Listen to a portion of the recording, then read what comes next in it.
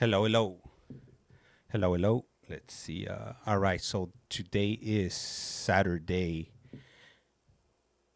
September 21st, and we're currently waiting for a call from Jesse and David. They should be calling in in the next few moments, and once they call in, we'll go ahead and continue. Hey, what's up, M Star Media? How's it going today? Yo.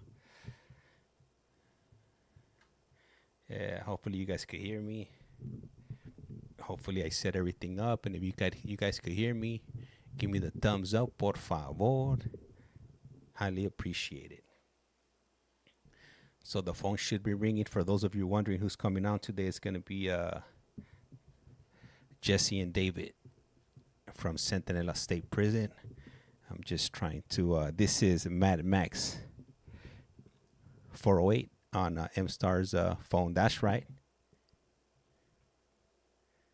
How's it going? How's it going, Mad Max?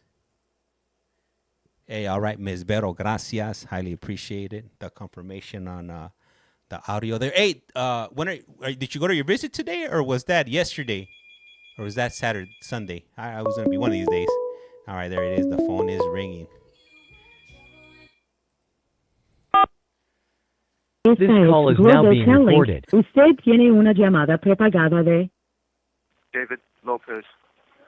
un individuo encarcelado en de la prisión estatal de Centinela, California. Esta llamada y su número de teléfono será controlada y grabada. You have a prepaid call. You will not be charged for this call. Para aceptar esta llamada, diga o oprima ahora el 5. 5. Gracias por utilizar Global Tel Link. Hello, hello. James. What's David. up, James? What's up, man? How's it going? What's up? Hey, it's going all right, man. It's going all right. Toasted and hair toasted. It's not the best, but it's all right. Could be better. Yeah, I'm That's glad you right. asked. I could use a hug right now, possibly, I don't know, an affirmation or two. All right. So my two favorite individuals, or incarcerated individuals, if you will, calling in from Centinela State Prison in the California in the state of California, bordering bordering Mexico. Yeah, just say Mexico, straight up. Yeah, we're closer to Mexico than we are California. Yeah, just say it. The elephant in the room. Yeah. We're done. We're done. We're getting ready to get deported right now. We got to let you go. Hey, we are happy to be here. Amiga just got us. Yeah, we're happy to be here on this beautiful Saturday afternoon. Absolutely, it is beautiful. We were outside for a little bit. It was a little sunny out there, a little softball. It was beautiful, but we came in so we could do what we do. I'm taking a lot of heat right now. There's two things that I take a lot of heat on as far as the yard goes. I took a lot of heat over my yard dogs. A lot of heat, man. A lot of, okay, so these yard dogs, I have to describe these. You know what a yard dog is, James? Yeah, your shoes. My shoes. Yeah. To wear the yard. Yeah, most of us, yard dogs are the shoes you wear to yard, and we call them yard dogs because they are for outside use, running, jumping, sliding, sports, whatever it is, So these ones right here, I took these way over the limit. Like these yard dogs, I was one step away from using a strap to keep them on my feet. These things were vicious, and the boys were talking. They were hideous. They were hideous. We were getting ready to hold an intervention for them. I mean, because it was that bad. We're like, okay, at some point in time, this man has to have some level of decency. Yeah, some dignity. Yeah, some dignity. There has to be something in his moral compass that's going to tell him that this is completely unacceptable. And so we were wrong. We were wrong. Generally speaking, right, these shoes were they were comfortable.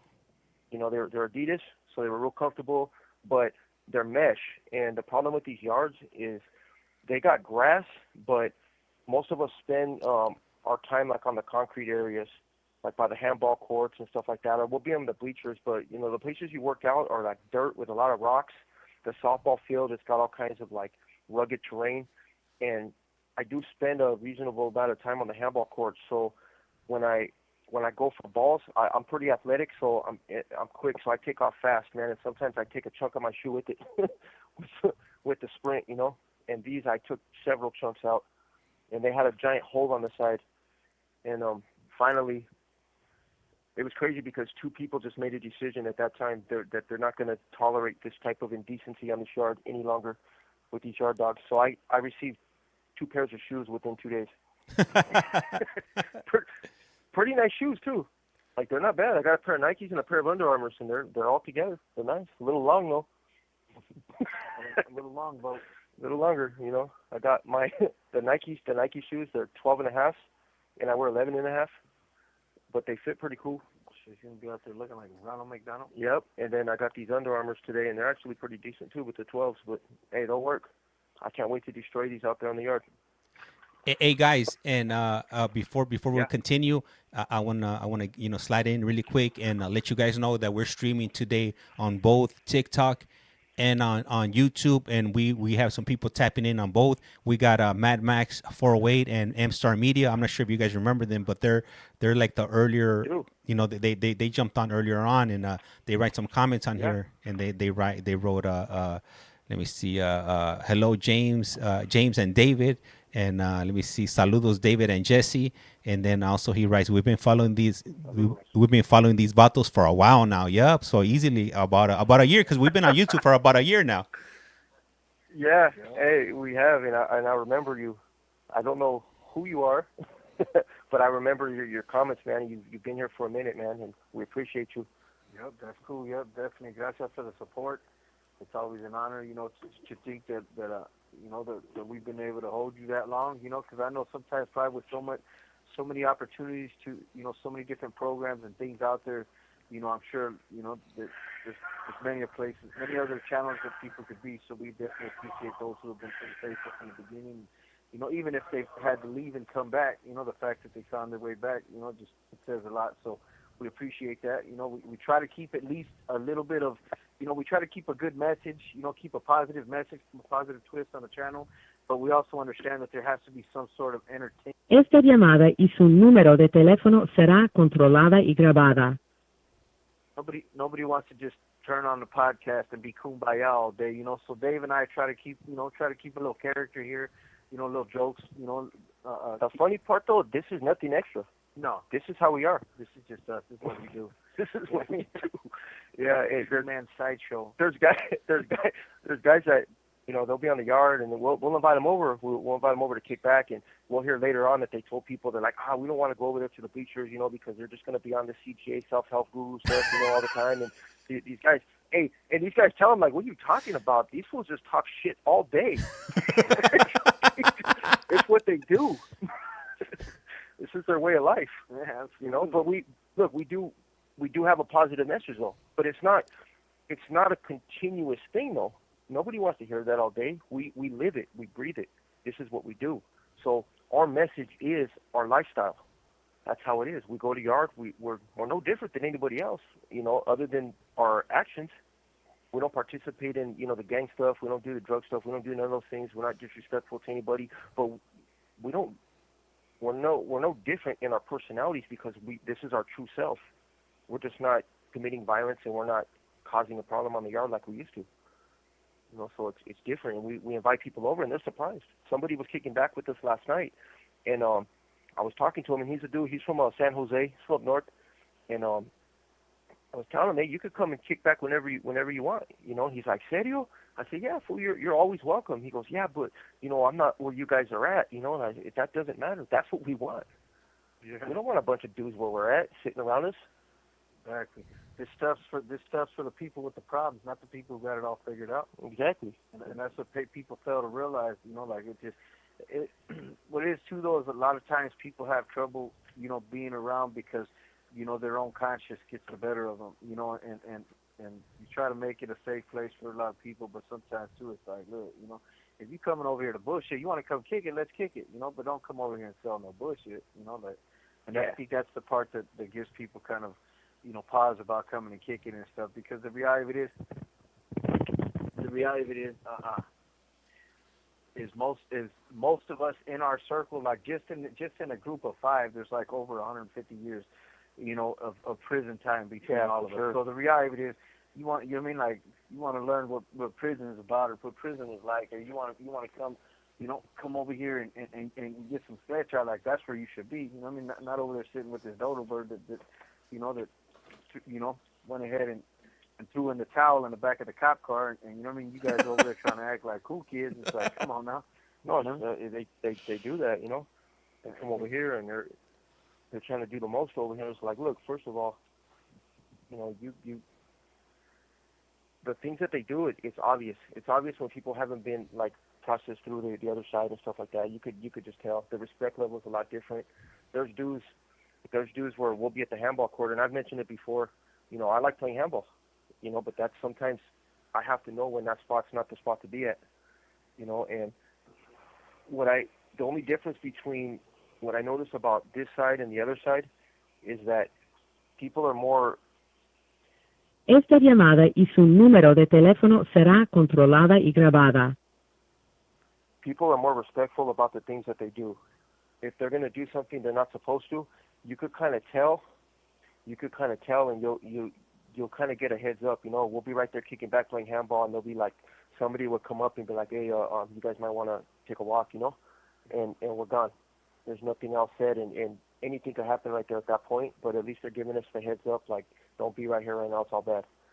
But they'll say it subtly, like, hey, you guys got something to do real quick, then we're out. And so what I trip out is these dudes will just go there, stand on the court, and we'll be right there playing, and we're all the positive dudes going to board, been down for a long time, college students, and then them fools will just start just smoking spice right there, some crazy shit.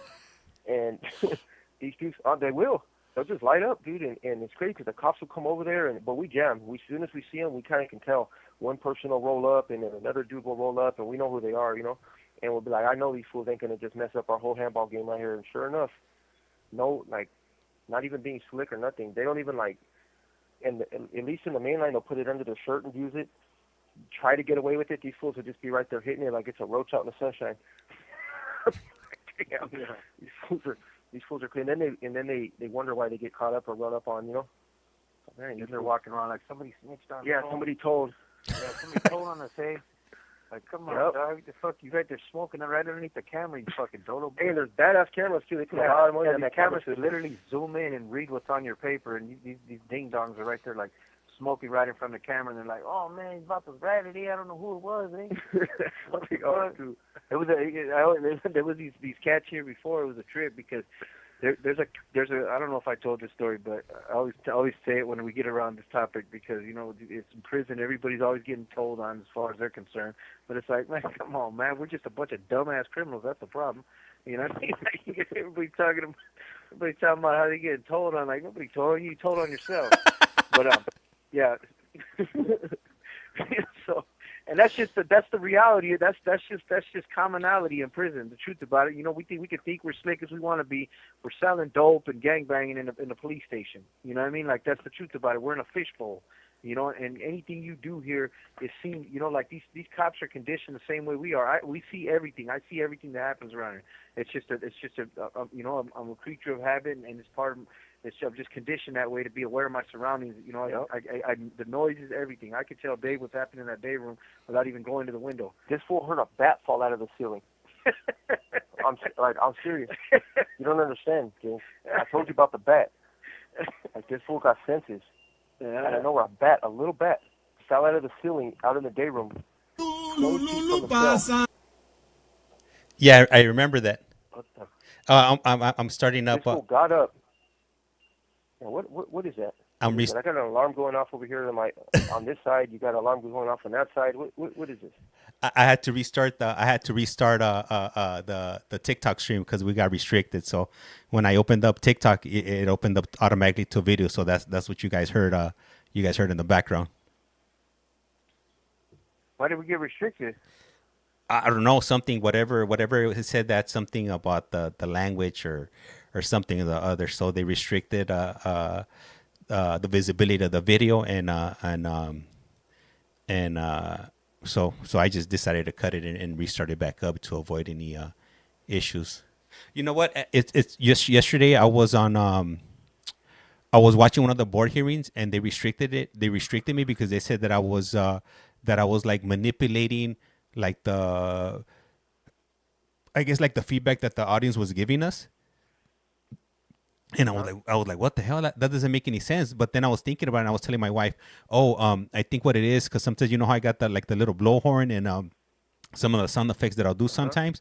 So I'm thinking that they're saying that because I'm using that, like sometimes I'll use the little sound effects. When DJ Khaled or the Broke Man DJ Khaled was on, I was playing the sound effects like when he got found suitable for parole, I hit the little wah, wah, wah, wah, wah, and then everybody, the chat was going crazy. I was also playing I threw on some music from DJ Khaled, like All I Do Is Win, and people were busting up, so they were putting all kinds of they were putting what do you call it, the chat was blowing up. They're putting laughing emojis and things like that. So I guess they're saying that I'm manipulating the audience, to generate fake fake feedback. Hey, James has a board hearing going on, and it's a deep fake of like Trump or Kamala or something, Le queda un restante de 60 segundos. I'll be like, oh man, James just took this political. Great.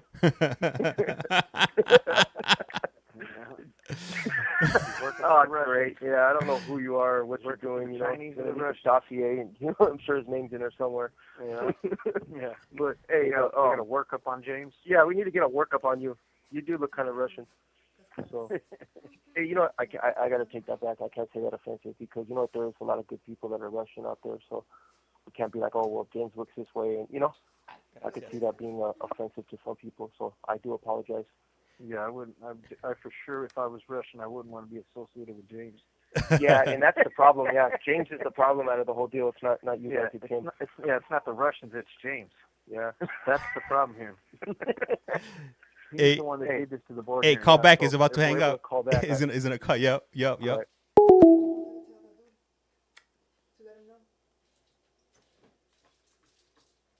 All right, just bear with me here. I'm gonna.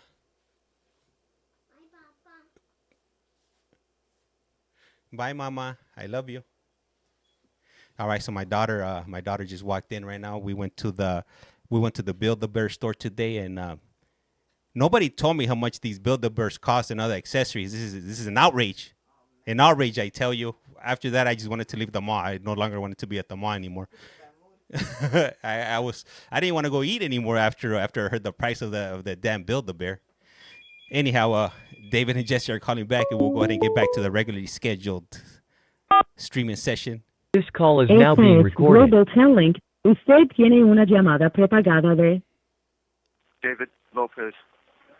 un individuo encarcelado de la prisión estatal de Centinela, Centinela, California. Esta llamada y su número de teléfono será controlada y grabada. You have a prepaid call. You will not be charged for this call. Para aceptar esta llamada, diga o oprima ahora el 5. 5.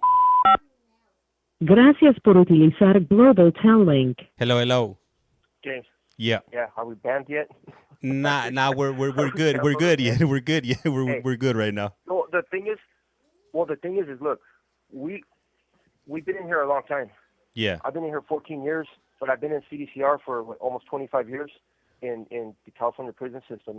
I got out and picked up life in 2010. Jesse's been in here for 23 years straight. In a lot of ways, socially, we're basically learning to walk again. We talk so much shit in here, like we do. Like this is what we do. But we don't do it with everybody. We have like a social circle, and we talk a lot of smack. So I have to remember, it's like, look, okay, so if we say something, and I have someone in mind, like Felipe or somebody like that, but there could be people out there in the world that they're not going to look at that as funny, They're going to be like, hey, well, wait a minute here, what's wrong with me? Do I have something wrong with me? Is there an issue? And so we have to be mindful of that now as we come out into society and, we finish up our prison sentence that, hey, there's real people out there. It's not funny. It's, things like that. So it's okay to be funny, but it's just a lot. It's a crazy world out there right now, That's more a concern of Dave's than mine. Yeah, I'm Jesse just does not going to care. go out there and just stay quiet. Hey, I really don't care how it offends other people, but I'm just going to keep Jesse it is to highly offensive. Highly. No, I'm just kidding. But yeah, it is definitely more of a concern to his than mine. And Well, the people are that sensitive out there, then I'm just going to stay away from them. yeah, well, You the know? thing is as far as like a media presence and stuff like Yeah. that, you know, Oh, for sure. in our life, our social life and stuff like that, like it's what it is. But I just ever since I got them alligator skin boots, it You- really put my no, I get don't it, put even my life back recognize into you. perspective, you know what I mean? I don't even recognize you different. anymore. Yeah, I got I got all them fillers. You know, I got them fillers. I got I got them puffy lips. I got a BBL. Yeah, He doesn't want to lose that. yeah, I got those extensions in my shins so I can be taller. Yeah. Hey, Yeah. hey, Got the works. Yeah. ever since the alligator or the ostrich boots, hats, and belt, and then also, you know what? I think Yep. what started that whole trend and whatnot, it was ever since that Doomsday San Diego drawing that you guys had going on for Fish Slayer. Oh, Hey, yeah. we sent it to him. Oh, you did? We sent him a couple drawings. Absolutely. Yeah. Esta llamada y su número de teléfono será controlada y grabada. Yeah, we sent him a painting. We sent him a painting, and we sent him Doomsday San Diego, and we sent him another one. It was a painting too, huh? Did we send him a painting or no? Yep. No, I think it was a drawing. It was a drawing on the canvas. Oh, that's why I thought it was a painting. Yeah. Can you draw on a canvas? It was a drawing on a canvas. Yeah, I don't know, but it looked pretty cool. He liked it a lot. And we have this giant poster of yours here. Yeah. We're gonna try to send it out this week, though. No, this thing's big, dude. This thing, I have it up on my bunk, but it's like rolled up. Yeah. But it's bad, dude. It's a real painting, dude. He got off on it. Yeah. Yeah, that painting, I can honestly, you're gonna love it, James. When you see it, you're gonna somebody like you will appreciate it even way more than we could, and we appreciate like that. Yeah. That painting's badass, but you're gonna fall in love with it. Yeah. That motherfucker's sick. We're gonna be getting weird texts at like 3 a.m. from you. Yeah. Hey, guys, I just want to say it again. I just want to let you guys know, if you hear from my wife, I ran off with the painting. You guys haven't seen me. Yeah, she's probably gonna try to sell you my equipment, but I don't even care anymore. It's just me and the painting now. He's got a CCR jacket, you know, Yeah, he's walking horse box and his painting, you know what I mean? He's just off into the sunset. Yeah, he got a box full of iPhones, a CDC jacket, you know, what I mean, and the painting. He's in the wind. You know, he's Thelma and Louise in this motherfucker. He's gone. You know what I mean? He's out in the Wild West. Hey, from what I hear, that I heard it's pretty big. I'm gonna have to rearrange my whole everything. I'm gonna have to move around my LA County jail suit, the payphones, and everything to make some space for the drawing. You know what? It is like Yeah. it'll cover that whole your whole back area right there. It's definitely going to cover all that. Like It's the size of a twin-size bed. yeah, it's about the size of a twin. No, it is. It is bullshit. You're not. It's big. A twin-size bed, I mean, it's not, I mean, so I guess, like, he's like thinking, like, that's your hell small. Like, really, would you fool send me a Yeah. 4x6? Yeah. What is this? Did he draw that on a 2x4? No, but, okay, so a twin-size bed, though, I think it'll go across that whole thing, so how big would that be? Twin size bed. Like it's bigger than our bunk. It's bigger than our bunk, huh? Yeah. Like as far as it's wider than the bunk. It might not be as long as the bunk, Yeah. but it's wider than the bunk, and it's like probably. It's at least I'm thinking about 6 feet long. No, yeah, probably like 5 feet long and like 3 feet wide. At least I'm thinking, because it's nice. That shit's badass. We were already trying to find a place to put it up right here too. We were like, damn, we got to send it to James. Hey, D boy's gonna keep walking by like, hey, what's that thing? Why's that thing hanging on your wall? I thought it was going out. No, we made copies of it. It's actual size of Felipe. Yeah. Oh yeah, Felipe couldn't carry it. It's taller than him for sure. Yeah. Hey, Yeah, speaking of Felipe, what's up with him? He hasn't made any appearances on the vent. Hey, We got the vent covered yeah, now. we got the Pretty- vent covered. He's probably listening, though. Who knows He's probably got what a cup to he's probably got a cup to the wall right now. Yeah, that little fool right there. So, yeah, I'm glad that the listeners got to meet Felipe, honestly. Like, that fool right there, that's my boy right there. I got so much love for that little fool. but sometimes I just want to beat the brakes off him. Like honestly, like no, I never do. I want no physical harm came to any Felipes during the filming of this film. Yeah, during the filming of this film, no physical harm was done upon. Hey, no, that little fool right there. I was telling him yesterday because he's one of those people where you can't really tell. Mm-hmm. You can't really tell how old he is. Like once he turned 13, that was like his. He'll be like that till he's 90. Yeah, and so you can't really. 13. He's 40 now. He's been 13. Yeah, I told him like honestly, because we're working out. We were working out last night, and I looked at him. I was like, "Damn, you." Honestly, I was telling the other meatheads, right? I was like, "Look, you can't tell how old this fool is, honestly. One of these days, we're going to be doing our workout on the track, and he's just going to fall dead of old age." And we're like, "Damn, that fool was born in the 40s." Yeah, what's that? Old age. Hey, what's old boy that's going backwards on the age? Billy Buttons or Bobby Buttons? Or... Yeah. Oh, that's who it was. Oh, yeah, that's Felipe. Yeah. What is it? What's that? Something button disease. That's what he got. He's getting younger, so he's going to turn back to a baby again. Mm-hmm. Hey, so we have we got Faith, Hope, Love. She's laughing, she's cracking up on the TikTok side, and then we got Mad Max, and he writes listeners ? This ain't the radio, and then he puts we're viewers laughing out loud. Hey, you know what? You're right. Yeah, we got to get with the time. We're so worried about being politically correct. We don't even got our tech verbiage right. Hey, did you hear about my yard dogs, Mad Max? Like honestly. Yeah, you know that. Yeah, I this clearly still have has an 8-track in these old yard dogs. I clearly have no scruples. Yeah, they are viewers on. So Yeah. you can see. Are you on there, James? You're on video right now. I'm on video on TikTok. I'm not on video on YouTube. I'm not ready to make my my debut on YouTube yet. Okay, so while we're broadcasting, they can see you on video. Hey, you don't got none of them like cat filters on you or nothing, right? Like we get the real deal. Meow. Yeah. I can't have none of that, man. Honestly, this is a serious show right here for our viewers. Yeah, don't get the cat. Chubby cat's gonna be like, whoop. Yep, you're gonna get everybody tripping now. What do they got? They got those they have like people that are animals now, out there. Oh, the fluffy. Yeah, and you can't be offensive to them. Like, look, man, they want to be cats. You gotta let them be cats. You know, that's what it is. He's like, man, I want to see. Jesse's like, he just gave me that look, like these people. I just nodded no. It's not the time, Jesse. No, it's not the time. No, it's not the time, man. It's for you to make your stance. Well, if they could be a cat, then I could be a dog. Yeah.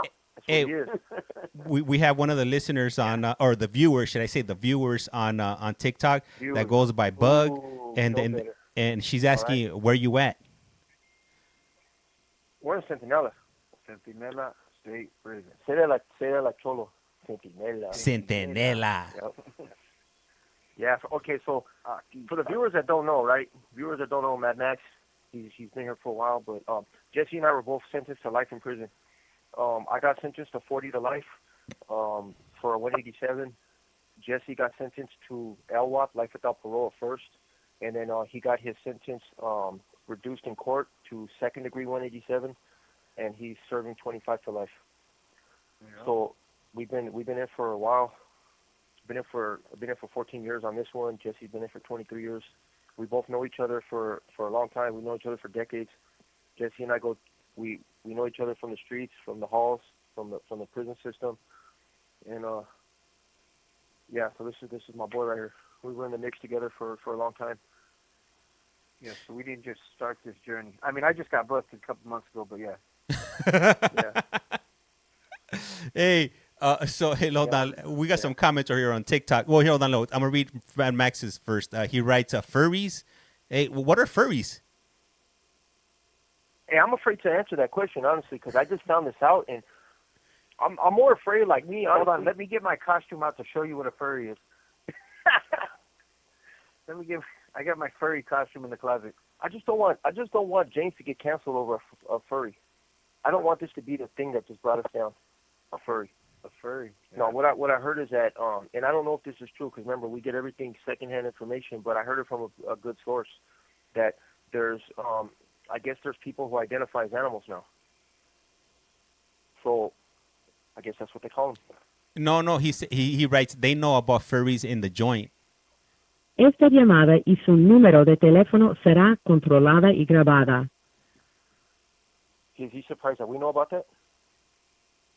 I'm not sure. I'm confused as you guys. I want to know what furries are. What are you guys? Who? What's the real meaning of furries? The one that Mad Max is talking about.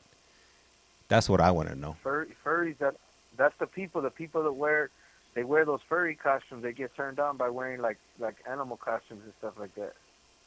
Those are probably adults. Adults. Yeah. Right? No. Adults. Yeah. Adults that wear animal costumes? Yeah. What's he talking about? We're talking about like in the schools and stuff. Oh, no, in school. No, Oh, okay. So like, no. so He's like, whoa. Yeah, not the schools, man. Stay away from the schools, man. hey, so Mad Max No. wrote. He says he writes. Yes, he's absolutely right. James, furries identify as animals and dress up like them. Hey, to each their own. And the crazy part, that's not the strangest thing that I've heard or seen. I've never seen that, but I've seen a lot of strange cats in here. I've seen a lot of strange cats. Like, that's actually like a few levels up to respectability. Yeah. As far as where we come from. Yeah, that's something acceptable right there. Some of the things I've seen around here. Yeah, that's today. Yeah. Right now. What are you wearing, Dave? Yeah. Right now. What are you wearing, dog? Literally. So what you wearing, dog? You know what I mean? Yeah. They're talking about furries and costumes, and Dave over here putting on his. But I wonder if you can identify as an animal in here. I don't know. They ask you, they when you get to reception now, they start asking you all your pronouns and all kinds of other stuff. So if they're accommodating in that sense, maybe, I don't know. We've talked about that before, about you possibly changing your pronouns to go to Chachilla. Yeah, I was thinking about it. They might want to go by these, theirs, the days, and those, and that's me. Yep. No, but people do that, James. I think we mentioned that before. People come in here and they're not gay or they're not LGBTQ or none of those things, but they'll actually say that they are, just so that they'll identify something else so they can go to a women's prison.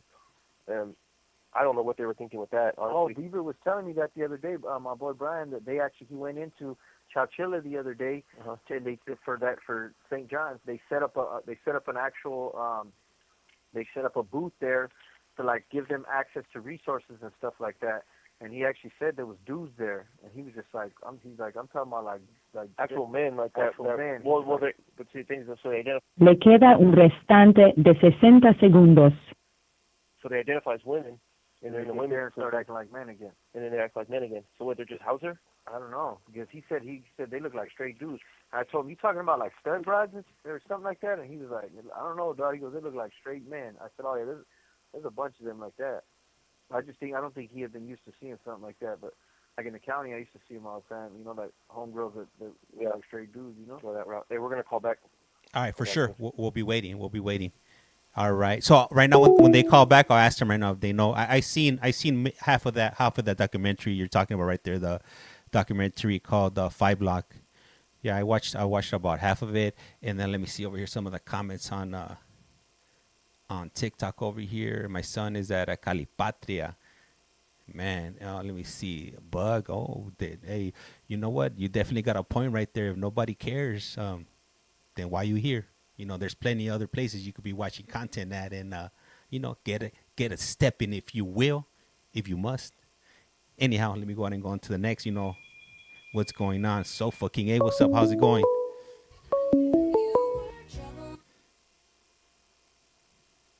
Esta es Global Telling. This call is now being una llamada recorded. prepagada de David Lopez.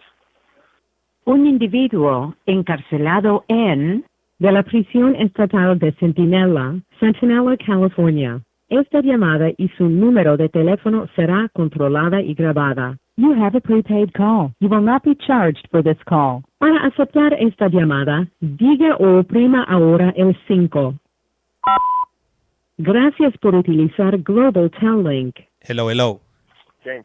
Hey, not yet. So we had a comment here from Care Bear, and she writes that my sound is very low. So I'm gonna raise my mic a little bit. Let me know if that fixes my issue. Is it just my mic, or is it also David and Jesse's audio that's low? Let me see. Yeah, we need some help. We need some help here. What do you? Help us out. Jesse and I. Go ahead.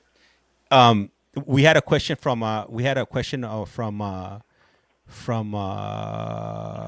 Star Media, and she's asking, James, have you seen the documentary called 5 Block?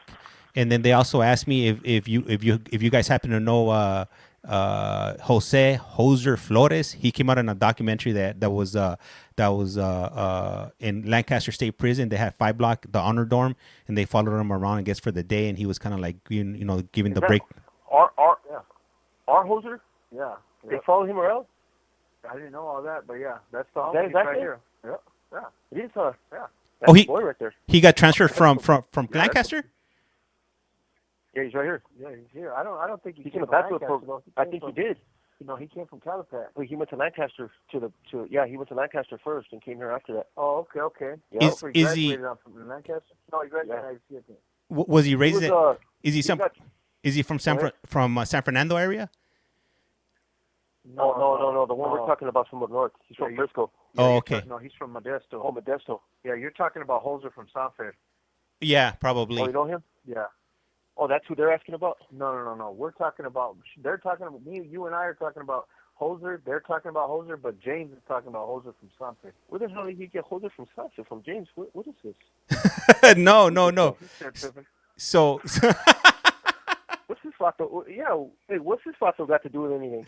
Yeah, I know that Hoser. That was the homie right I there. knew a Hoser too back in the day. Yeah, he got a big old SF all over. He got Sanford on his forehead, a big old SF on his face. Oh, does he? Yeah, he Oh, was yeah. in High Desert for a long time, and he went to the Bay. Oh, so he's with all that all shenanigans. Oh yeah, he's still with it. Yep. Okay, go ahead. He's called T-Rex. He's got little arms. So they brought him up because he came out on that documentary called 5 Block in Lancaster. So he's the one that they were following around, and he was kind of like going through like his crime and where he's at now, what he's doing now, how he changed his whole life, and how he's trying to come home and do something positive. I only saw about half of the documentary. I didn't see the whole thing, so I'm not sure what happened at the end. Well, the Hoser. Is that him though? Are you sure? That's what I'm saying. Yeah. Well, I know he came from Lancaster, but he came that from has Lancaster. to be him then. Yeah, but he's in the bachelor's program. Yeah. He's in the bachelor's program now, and they brought him over here for that program. Right. But he went from Calipatria to Lancaster, right? Yeah. Yep. Okay. No. He came from Tehachapi. He did. He came from Tehachapi. That's where he came from. But he might have went from there because he got over familiarization with staff from Tehachapi or something like that, and they kicked him out. But I'm pretty sure he came from Tehachapi from the 3-yard. I don't know. We're gonna have to find out. I feel like calling him over right now. Yeah. Sending a linea down the tier. Yeah. Hey, Jose. But yeah, it's the same name. Ask him where he's from. I mean, where does it say? Where does it say he's from? Is he from Modesto? Is he from up north? I don't know. I didn't know about this. Which you're asking me or you're asking David? I'm asking you. So I know where this guy's from. I know who this guy is. So the Hoser that came out on the documentary, yeah, he has I believe Sanford on tatted on his face. No, the one you're talking about in the documentary, he has a little SF on the side of his face. It's on his Like face. the Giants. Yeah. No. He has a SF like the SF for San Fernando. Right. No, but it's actually it's an SF for San Francisco Giants. No. It's not a But- San Francisco. No. It's not. I don't think it's a San Francisco Giants. No, but I could pull up the video right now so I could double check. We're clearly not getting anywhere here.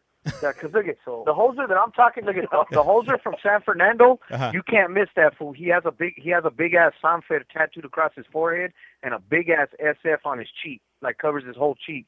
The other one, the Jose Flores, the one that's here. Uh-huh. He has an SF on the side of his face, like right here on his on the side of his eye. It's a San Francisco Giants SF. Okay, so I just found the video. So yeah, so on his cheek he has a big SF on his cheek, on one of his cheeks. No, that's not him. That's not this guy. And then on his It looks like- forehead, yeah. on his It looks forehead like- he has on his forehead he has something written on his forehead. Let me see here.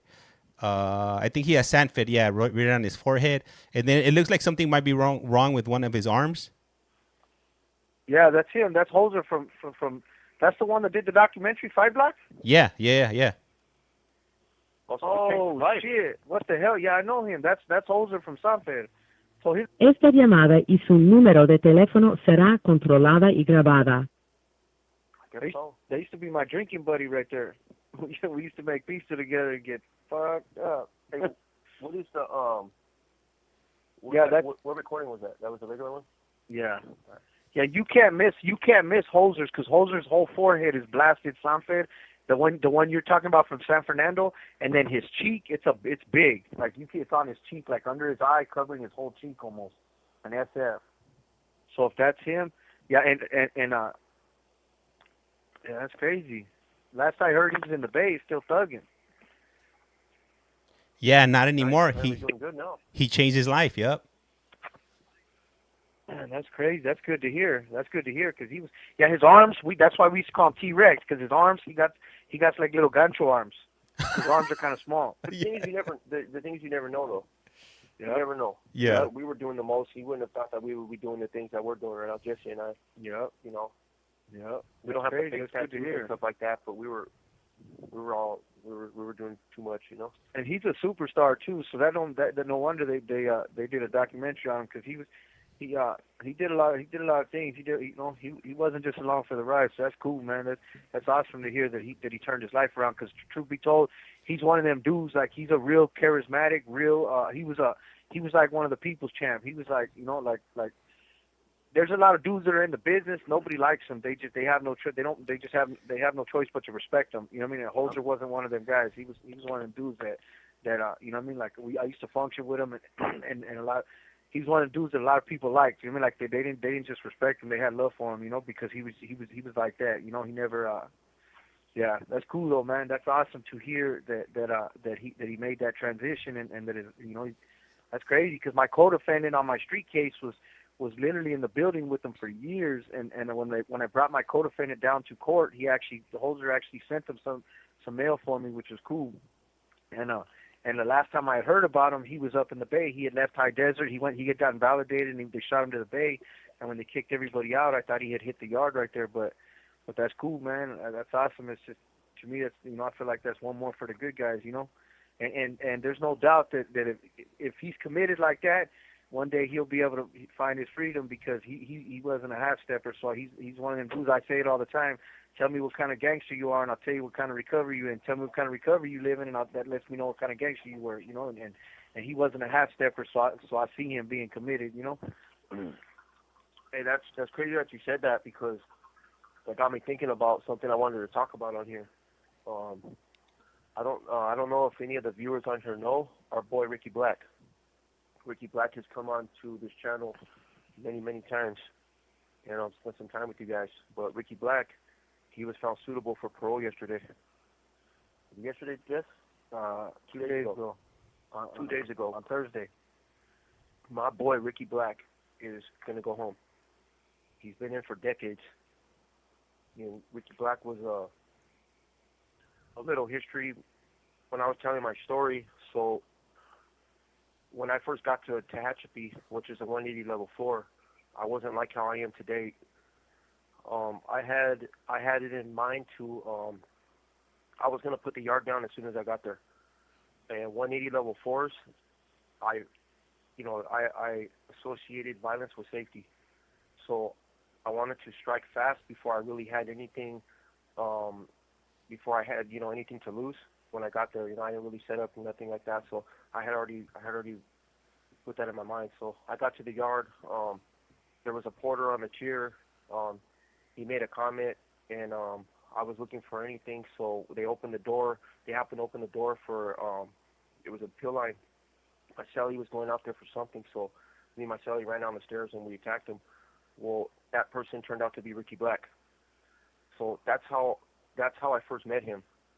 And one thing, even from that incident, is Ricky, he always looked for like the positive, like in any situation. Because at that time, Ricky he respected what we did. And that's crazy is how warped we are. He told me when they got to the cage, and I remember his words. He's like, "Hey, not very many people would have done that, because the situation wasn't ideal for something like that. We found an in and we took it, and it turned into a big old thing. I was covered with spray. They were shooting, and so it was a huge incident. So, but when I got to the cage, Ricky was like, he was trying to find that common ground. You know, I was associated with a gang at that time, and Ricky wasn't, but I never saw fear or anything in his eyes. Even when we went after him, what I saw was like this is just what it is. This is prison, and I understand. And so that always stood with me. So when I was in the cage, and I was like, man, I do not wear pepper spray gracefully. I was like, you know, I was like looking for, yeah, I was like, man, I'm jumping up and down, and I got this detox water, you know, on me, and that just made it worse, and I'm just covered with that stuff, man. I'm like, it leaves you like an orange stain, and this stuff that they use in the institutions, especially in those institutions, they're not your everyday run-of-the-mill pepper spray. Like, this stuff gases you out, and it stays on you. It incapacitates you. So I was going crazy in that little cage, and Ricky was like talking to me, and he was like guiding me through it. I was like, damn, you know, in my head I was thinking like, man, this dude, like, he's a good dude, you know. And I started to feel guilty, you know, like, damn, I can't believe, like, that sucks that this dude right here, because he was a good dude. You could tell right off the bat immediately, his whole character, the way he assessed the situation. And my cellie at the time, he pretty much was like he was just along for the ride, like Jesse was saying. He wasn't trying to make no moves. It wasn't like his idea. It was my idea to do that. And he was one of them dudes like, my life is over. I'll do whatever. I'll do whatever for whatever. I don't care, you know. And he was one of those dudes. A lot of the 180 level 4s are full of those dudes. They just look for any reason. They don't ask questions. He's like, all right, see, like I told him what I was going to do, and he's like, serio? I said, yeah. He's like, all right, right now? I said, yeah, they're going to open the door for fuel call. He goes, all right, let me get my shoes on. He's one of those dudes, you know, and he's here for LWOPs and stuff like that.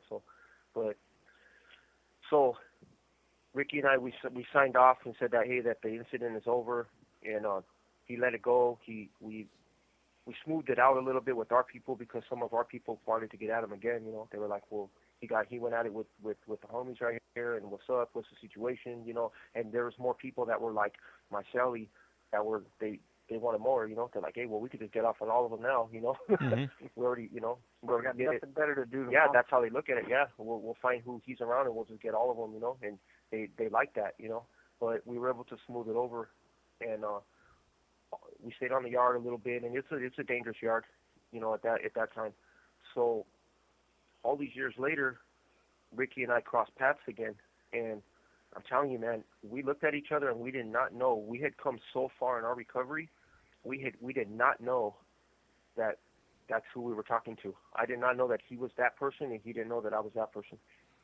And my cellie had mentioned somebody. My cellie had mentioned, hey, you don't remember, like, over there that, you know, these are the fools that did that, you know, in Tehachapi. He goes, this fool didn't do that to me. So-and-so did that. And he called me by my alias. Yeah. And, you know, I don't go by that alias no more, you know. And my cellie told him, he's like, well, that's him, fool. That's so-and-so, you know. He looked at me, you know, and he was like, what the? Yeah. You know. And it was crazy because you could just tell, like, that evil, that just, it's hard to explain, you know, when you just truly do not care. But that spirit of destruction, it was. Le queda un restante de 60 segundos. So from that time on, Ricky and I had teamed up in our recovery in trying to help people and using our story as an example of redemption, forgiveness, healing, and moving forward. And when I heard that he got granted parole 2 days ago, it sent a chill down my spine, you know, and I came up to him and I just, like, with genuine love, you know, I just gave him a hug, man, and I was just telling him, I'm so happy for you, you know. And I'm going to be so happy to watch him walk out the door and start his life, you know. For sure. It's going to be a crazy thing. I just spent the whole yard with him right now, just me and Ricky just kicking it on the bleachers together. Hey, and right now we're about to get cut off. You guys want to call back, and I want to go ahead and read. Esta llamada y su número de teléfono será controlada y grabada. I got some comments here from Thumper. Okay. All right. So I went ahead and adjusted the sound of my mic. Hopefully you guys could hear me a little bit louder and clearer. If you guys could go ahead and give me some feedback on that, and I'll go ahead and adjust it one more time if that's what I need to do. All right, cool. Thank you, Faith. Highly appreciate it. All right, so let me see some of the comments right here that I read. Drop Elwalk from Laura. I believe she has a loved one in Calipatria. And there we go.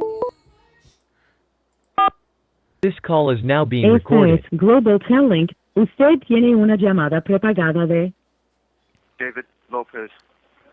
un individuo encarcelado en de la prisión estatal de Centinela, Centinela, California. Esta llamada y su número de teléfono será controlada y grabada. You have a prepaid call. You will not be charged for this call. Cinco. Gracias por utilizar Global Telling. Hello, hello. Hey, was that Thumper from Coachella? That's right. Yup. It is. They send And she writes, let me see, what did she write here? She wrote, I've been sprayed in prison, and he's right. It's no joke. And another thing, she reached out to me yesterday, and I know some time back, I had been asking if anybody could make any connections with the women inside the women's prison, because we were talking about, I think, if your CDCR number changes, and once you cross over to the women's side, can you come back to the men's side? So we had all kinds of questions, and she said she might have been able to help out with that. So she reached out to me yesterday to let me know that she might have somebody that might come on. So hopefully we're able to tap in and have somebody from the women's prison give their perspective on how how it is over there and what their journey was that led them up until where they're at now. Also with Ricky Black, we appreciate that. for sure. 100 Her story matters, and every single woman that's in there incarcerated, their story matters. That's good, man. absolutely, yeah, because Go ahead, though. they've been asking, you guys have been asking, well, I'm not sure you particularly, the people that are listening right now, but other people have been asking to bring women on because they want to get that perspective. So hopefully we're able to make something happen, and we're able to get through that door and start bringing women on, and they could share their experiences with us, with the audience. You know what's crazy? Yeah. Hey, James, remember I had tried to plug you with one of my boys that was over there in Ironwood that had been found suitable, and he was waiting to go home. I told you he'd been down since he was 17. Mm-hmm. He had like 28, 29 years in. Yeah. But he ended up getting out. Well, what's crazy is because I talk to him all the time. He's out there on the streets now. He's been out there, for a couple months now, but what I just found out not too long ago is I didn't even know. Mm-hmm. He just assumed that I knew. I don't know why, but Esta llamada y su número de teléfono será controlada y grabada.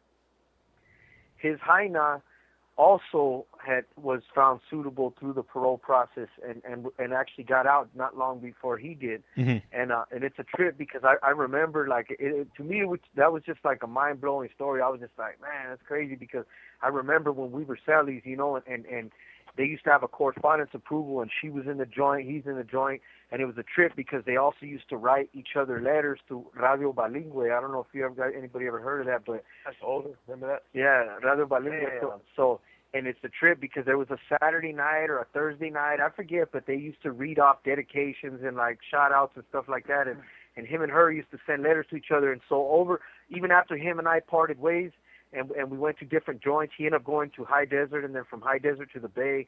I ended up taking off to Sad F, and he ended up but I used to listen to their show every week just to hear, like, just to listen to their dedications to each other, or their shout outs, because they'd write little letters and they would read them on Radio Bilingüe to each other.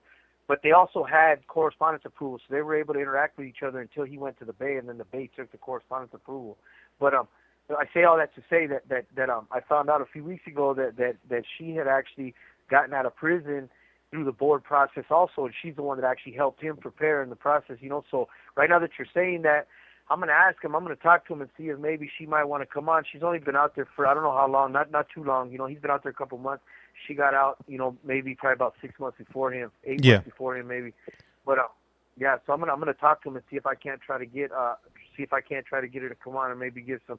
She spent some years in the prison for a bunch of murders. Mm-hmm. Right now I was laughing because I was thinking that Thumper, right? She probably wore that pepper spray way more gracefully than I did. I was like, I wonder how she reacted to that, because there's no way to describe that. There's no way to describe that feeling when that spray hits you, and it finally, like, I'm not talking at first. When you end up with that stuff, like, when you're soaking it, you messed up.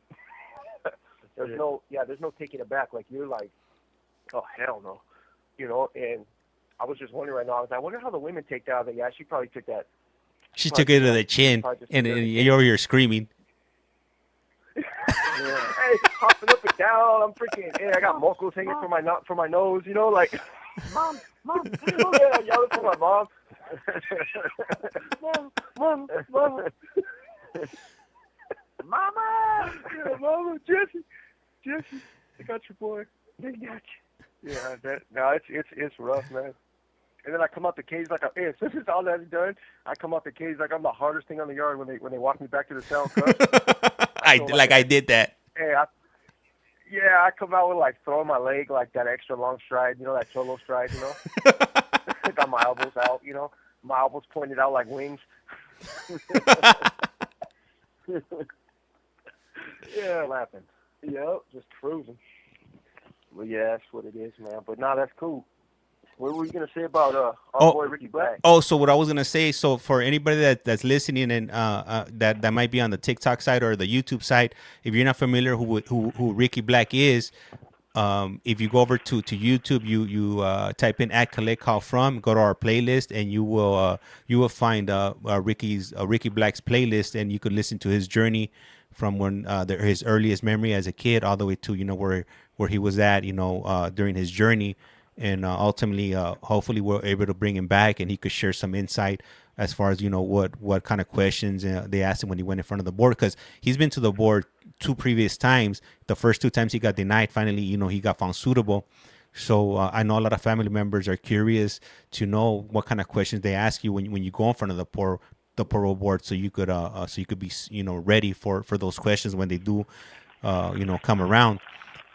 So if you're curious to listen to his journey, just stop on by our YouTube channel at Collect Call From, go to playlist, and then just look up Ricky Black and everybody else's too. Like if you want to listen to Jesse's and David's journey, they got some incredible journeys, and man, at some points of the story, you might be relate, or you might even shed a tear because some of the stuff they went through, it's not kids shouldn't go through the things they went through, but these things happen. We live in a cruel world, so maybe it'll give you some insight as far as why they went down the path that they went down through. Maybe they didn't have a chance or the opportunity that some of us do have. So that's what I want to throw out there. About Ricky Black. That's my man, Ricky Black. That's my man. Yeah, definitely. That's what he always says. My man. Yeah. What's up, my man? Mm-hmm. Does he say that? Does he say that to you too? Yeah, my man. Yeah, my man, James. Mm-hmm. What's up, my man, James? Yep, that's how he talks, and then he always says K. He's like, K? When we walk in the yard, we always say that to him when we see him. We're like, my man, or we'll go, K? Ricky's a good dude, man. Yeah. It's definitely going to be. He's actually in bulk with me. Me, him, and Felipe, we sit at the same table in our shop. We would do all our projects together. As far as like, we just rebuilt a generator about 2 weeks ago, and we got a Harley. We built a Harley. We put a Harley back. They brought a Harley in to be painted in the body shop next door where I used to work, and they painted it, and we had to put it back together, reassemble it, and we disassembled it and reassembled it, and then we got another Harley coming in pretty soon. Actually, right now I'm actually getting ready to get some jet skis brought in from the Beacon so that we can work on those. But yeah, Ricky's the team leader right there, since he's the veteran in the shop, But me and Felipe right there, we're the gimme guys. Give me the wrench. Give me the loop. But Ricky's a beast, man. On workout, he's a beast too. We took him for a spin the other day with the meatheads. He did it though. I mean, those are hard workouts, James. They're not easy. We do that. We try to do like what do they call P90X or like fitness Navy training. SEALs. We do stuff like that. Yeah. No, Navy SEALs are amateur hour. Amateur hour. Yeah. Not the actual Navy SEALs. I don't want none of them fools to come drag me out of my cell and teach me a lesson. Yeah. Not those Navy Not SEALs. those Navy SEAL Team 6. Yeah, not the American heroes. Yeah. Quote me on that. Yeah. No, so these so they call them Navy SEALs in here, and I don't know why. I don't know if they're actually Navy SEAL workouts, but it's a burpee, It's a burpee that you do. You go down and then you Put your knee to chest. Yeah, you put your knee to chest, do a push-up. So it's like a burpee with 2 knee to chest kick-ins and then 3 push-ups. So that's a Navy SEAL. So Ricky, he's a beast at those. They're not easy to do. They take a while. But we do these like frog leap. We do frog leap Navy SEALs. So we do like 10 of those. So we'll jump forward, and then we'll land into a burpee or a Navy SEAL burpee. And we do those along the whole track. Well, Ricky hit that whole exercise with us, and not very many people can do that. And he did it. And he's 53, 54? Yep, 53 years old. Couldn't believe it that he did that. And yeah, he breaks these youngsters off all the time. Broke me off a few times out there. Hey, to do when you're working out, how do you sound off? We don't. We'll just do like we count like to ourselves, or we'll count real lightly, because when we were on the main line, we used to do real militant, organized exercises, and the cadences would be in NAVA and stuff like that. So we try to steer clear away from that here, because any type of like organized workout or anything like that could be seen wrong. So we're real careful about that. We work out like in a circle, or we'll like face off here and there. But that's Dave. I do my count like Count Dracula.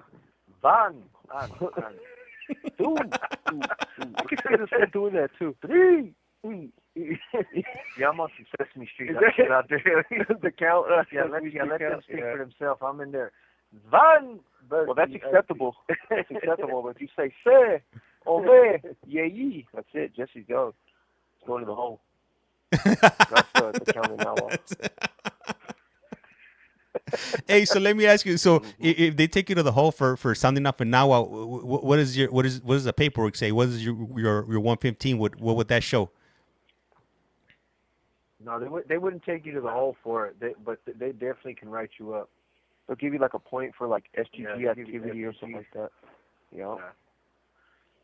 Yeah, that's just what it is, because the type of cadence and the way that it's all structured is a security threat group propaganda, and they know it, so they'll write you up as being sympathetic to their beliefs and stuff like that.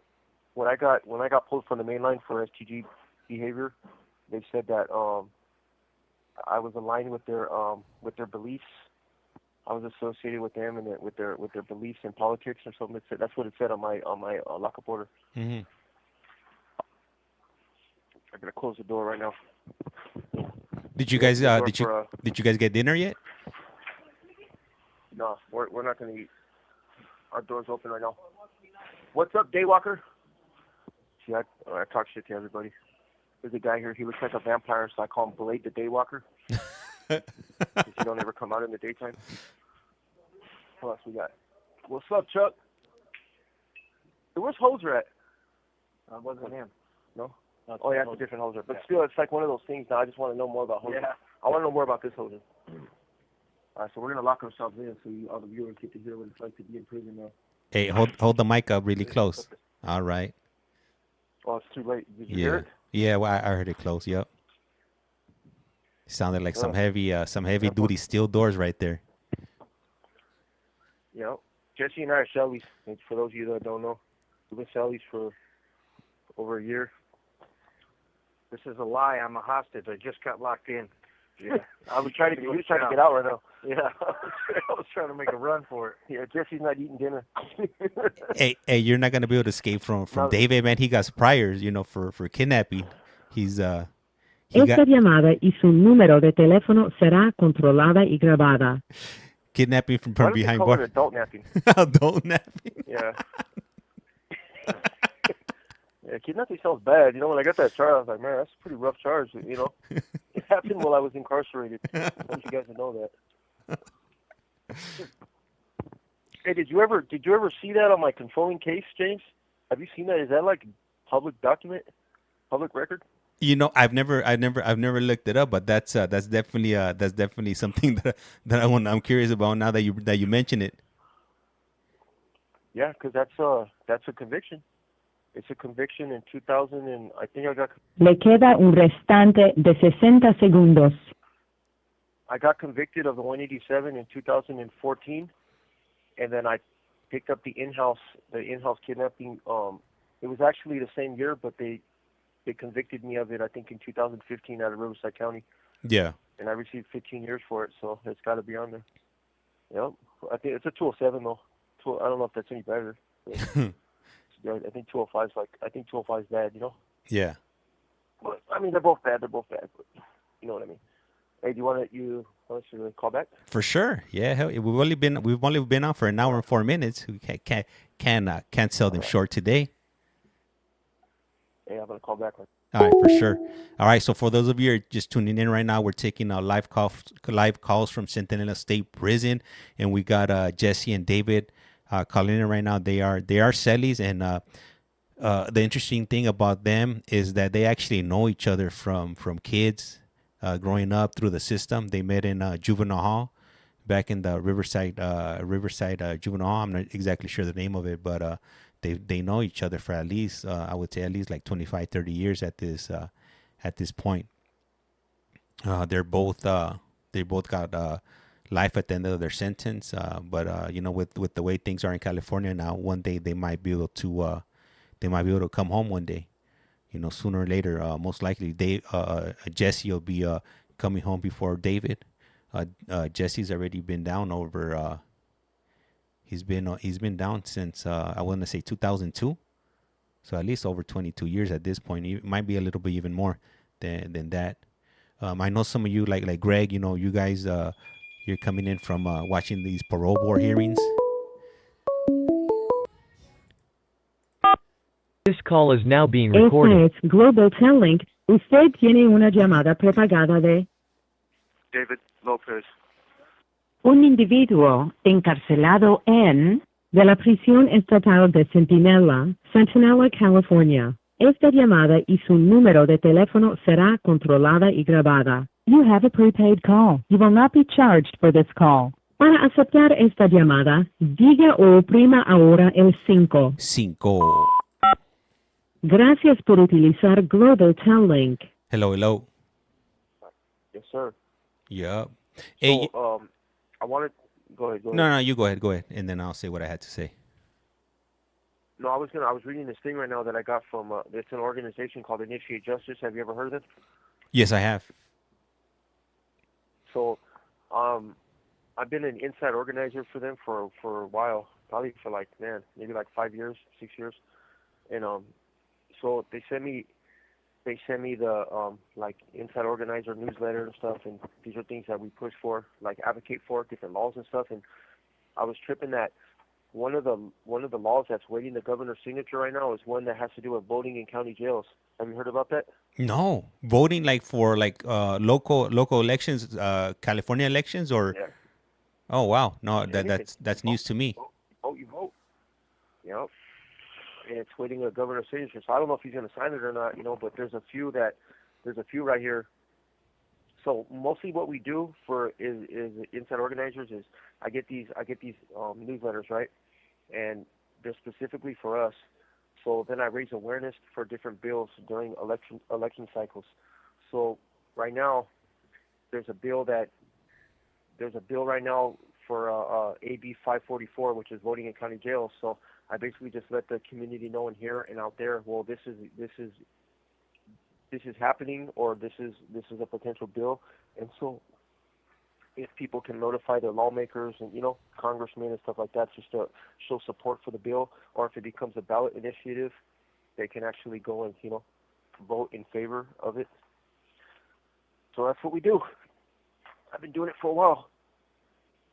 Gotta be involved, James. Gotta be involved, man. Hey, but so you also work in the law library, right? So you're somewhat of you are a legal beagle. Who do you work for, Holmes? I've been hearing about you. Here, you know, I don't know, viewers. I don't know about this James guy. Company man. He's a company man. I'm a slippery one. You got in your closet.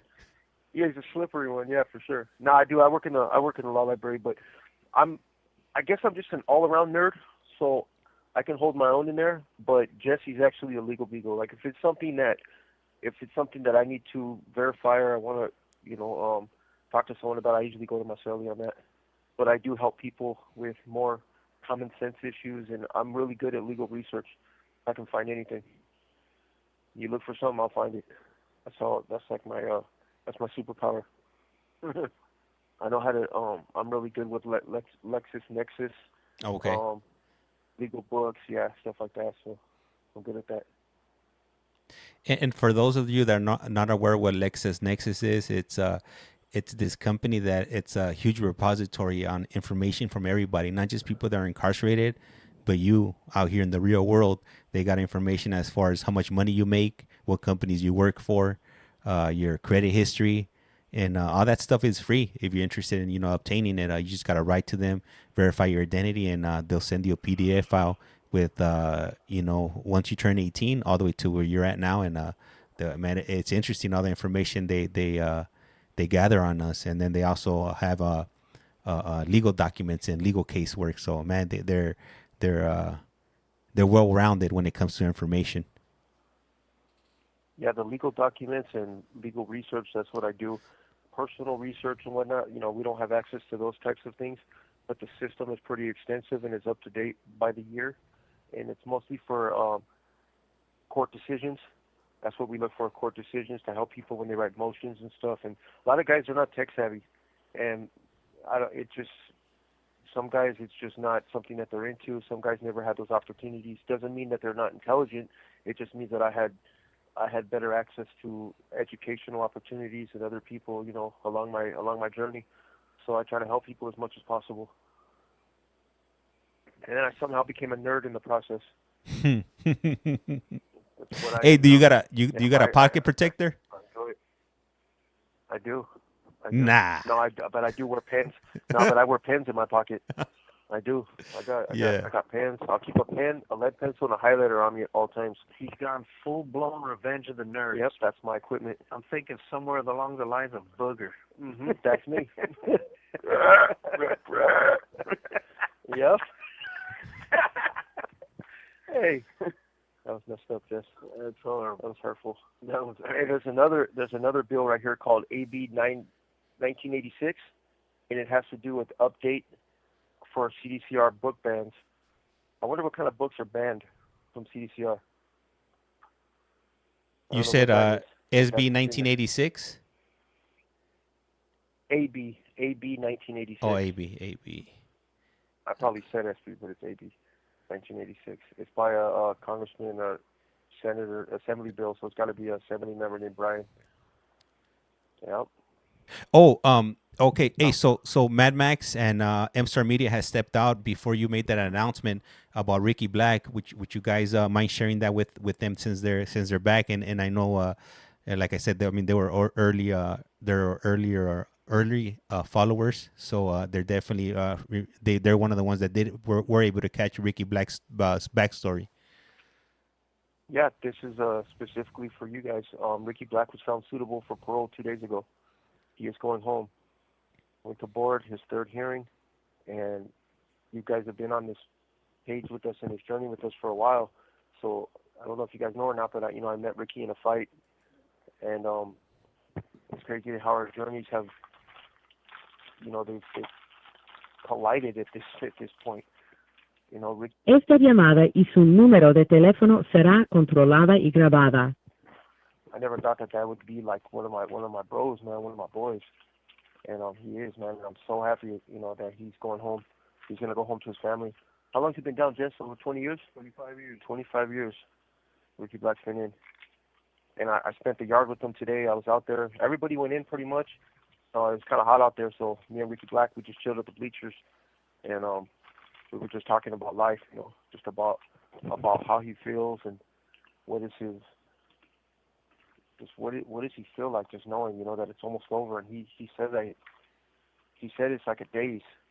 He's like, man, he goes, I haven't processed it yet. It's something that I'm thinking about, and every time I get excited, I calm down. Like I don't want it to disappear, like if it's something that could just vanish or something, And it's because now that he's found suitable for parole, it's 5 months for him. Was he here for second degree or first degree? First degree, yeah. So. If you got a body, it's 5 months. Oh, is it? Okay, I thought that it was longer for first degree and lesser for second degree. No, if you got a body that's 5 months, if you don't have, you're elected without a body, it's 120. It's 120 and then 90. Oh, okay. Your speaker's way down there. Hey, what are you guys eating? I could hear Jesse unwrapping something. This fool went into a bag of pork rinds. And he's just taking them down. Hey, well, the thing Chicharrones are going down. So when we first started this viewership, I made some food, you know. I hooked up like a little sopa with some beans and rice, and I threw some pork skins in there. So Jesse, he's been on a diet pretty much since I've known him. So he diets on and off, but he has a hard time sometimes because he's surrounded by food, and I have no standards.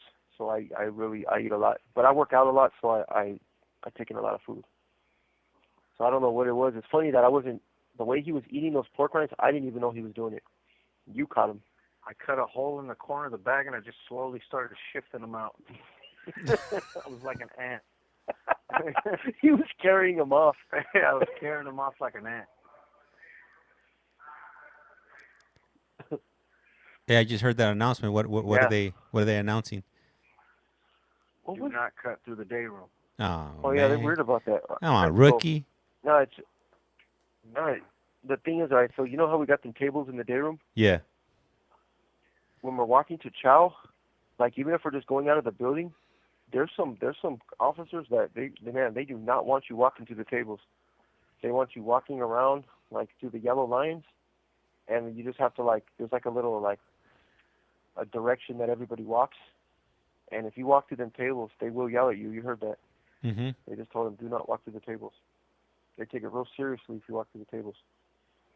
And for somebody that like myself that's never been to prison, why is it that they don't want anybody walking through those tables? That's a good freaking question. Well, it's more so because they like to keep an order. Esta llamada y su número de teléfono será controlada y grabada. Because when prison was a lot more violent, and if anybody stepped out of that line of order of movement, there was a good chance they were attacking somebody or moving on somebody. You could tell, like when I would go for somebody, I wouldn't. The order of movement was not my concern. Exactly. It was something like if I seen somebody, but I'm not going to be walking to the tables. Yeah. I'm going to be at a trot. Yeah. I'm going to be at a trot, and then I'm going to run, and I'm going to go after who I'm going to go after. You know, so, but they're basically just trying to corral you and basically direct you to your cells, because that's the smoothest mode of transition, walking through the lines, because the lines are basically all in front of the cells. So you come in, you walk one way underneath the stairs around the building and to your cell. And if you're not in that line, you're probably somewhere that you're not supposed to be. And so for them, it gives them a jump. You know, like if they're watching, they see you deviate from where you're supposed to be going. They're like, okay, something's up right here. You know. Yep. And the crazy. Okay, so everybody moves always in counterclockwise on the yard. Like even in other institutions, I notice that everybody always goes in one direction when they're walking down the track, and so there's always like a concrete circle. It's like a giant circle, a prison yard. So when you go out, you can walk any direction as long as you get out into the grass, but everybody knows when you get out into the concrete, you turn right. No matter what building you're coming out of, you always turn right, unless you're going to cross directly into the field. So if you turn left, you have to go right into the grass, or if you stay on the concrete, they're going to tell you something. You could stay there for a short periods, but most of the time, like you can't walk in that general direction at all times, or you can definitely not run in that direction. They'll tell you something, and they yell at you too on them speakers. Yeah. Go ahead. Hey, you know what? What I was just thinking to myself is there's just too many rules in prison. Too many rules to follow. All that staying in the lines, and you gotta turn counterclockwise, and this, that, and the other. I don't know. I think I definitely made the right choice in changing my life, because I don't think I could stay within those lines. Absolutely, and there's a lot of people in here, us included, who refuse to stay within those lines for a long time. Yeah. And that was the problem. I tried to circumvent the rules, when I was doing that, when I was living that lifestyle, I would try to circumvent the rules at at every turn. And there was consequences for that, though. I didn't live, I was okay with being subjected to solitary confinement. I was okay. I had an indeterminate shoe term, which means that I lived in a hole indefinitely. In my mind, I thought like I was okay with that.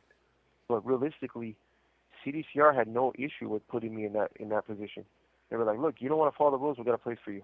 You can be with all your little non-rule following buddies back here, and you guys find a way to get drugs in or do whatever here and there. Like, you guys can go ahead and just do whatever you do back there, but the population is going to be safe from you. And we didn't see that as anything wrong. We looked at that as a rite of passage. When I got my indeterminate, I was actually happy. I was like, cool, I get to be back here with the homies. There's no reason to be out there on the main line no more. That's where all the weak fools are at. The soldiers are back here. That's the mentality.